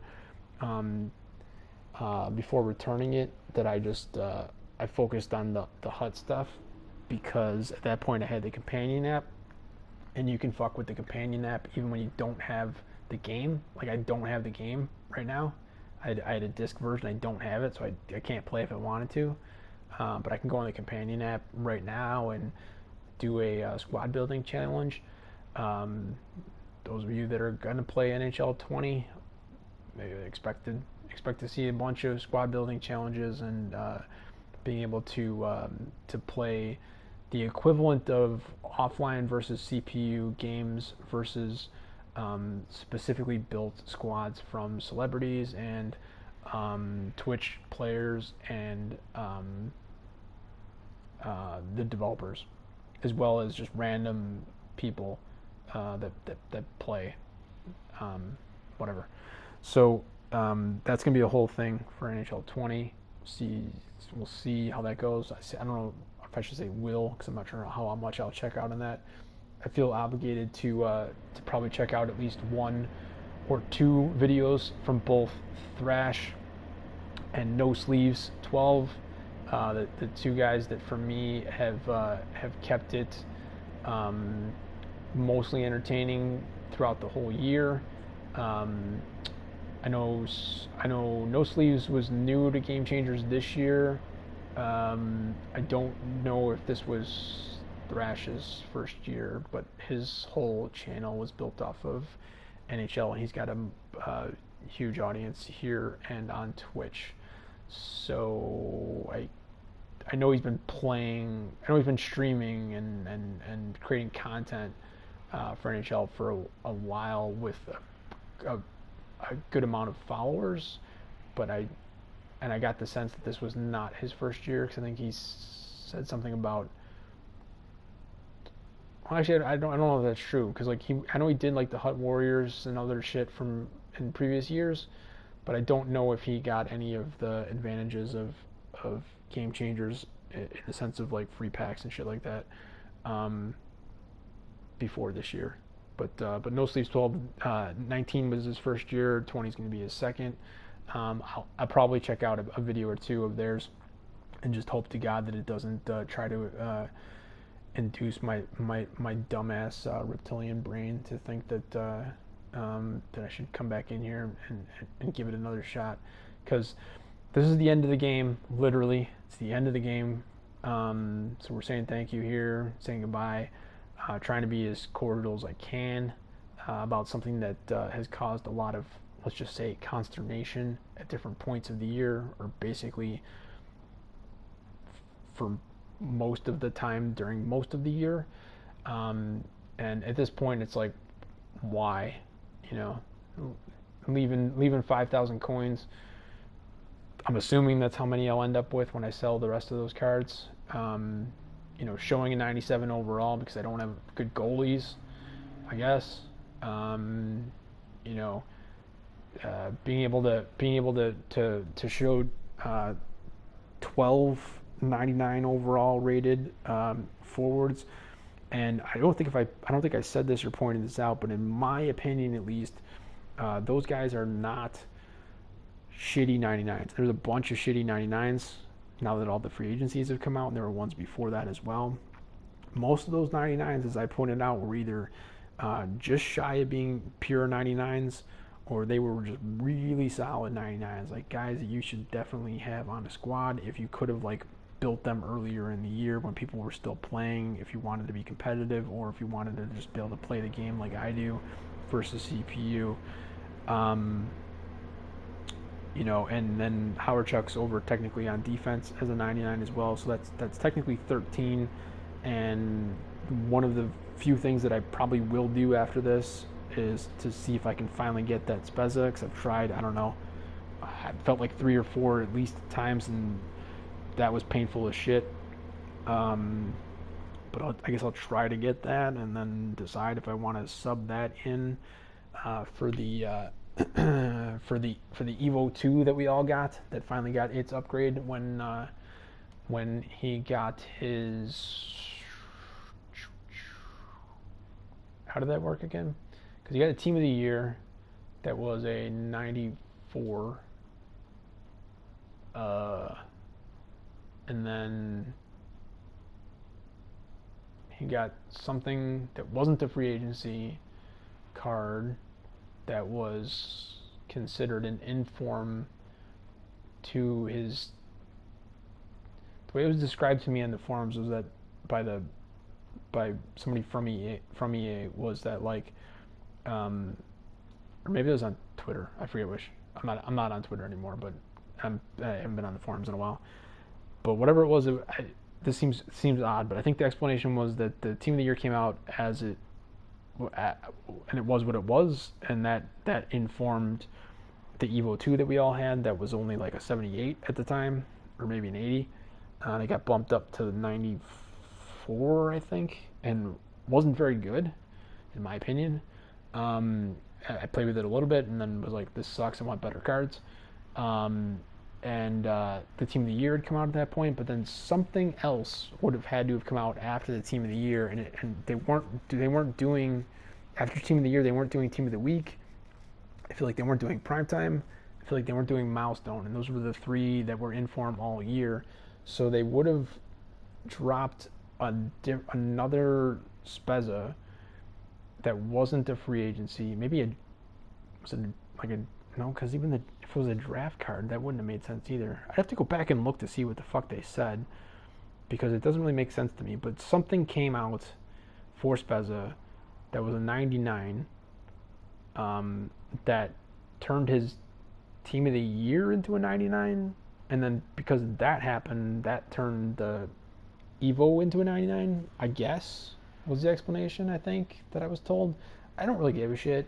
Point is, I'll try to get the free agency, even if it's the exact same stats underlying as the Evo, but it'll have more synergies and probably different ones as well. And it would also make the screen look nicer if I actually wanted to keep him in as my 4th line center, or swap him and Makita out or whatever, like have one of the 2 over there on the RW4, sorry, LW4, because then I would have a true set of just not only the 12.99 forwards and 1 or 2 at that point on D, but they would be exclusively free agency cards. But that would also mean I'd have to get a free agency goalie. So who knows? Anyways, peace out. When you get this tomorrow, it'll be almost time for the reset. So you'll know if the reset was anything at all. If there will be any September monthly collectibles in NHL19. There clearly will be in NHL20. and to maybe avoid the confusion. Maybe that's part of the reason why they don't want to do that, or they just want to make sure everyone's out there buying 20. Um, so I'm going to see what that looks like, and if that's basically nothing, which I'm told it's going to be, um, then the only other time that I'll probably peep back in is once 20 is released, so kind of middle of the month. At the latest, I'll come in and see what's going on, and hopefully trying to see that the auction house has become more realistic at that point, and people are not trying to get millions of coins even for pure 99 plays of the year cards, because it's like you can't actually earn millions of coins simply through gameplay.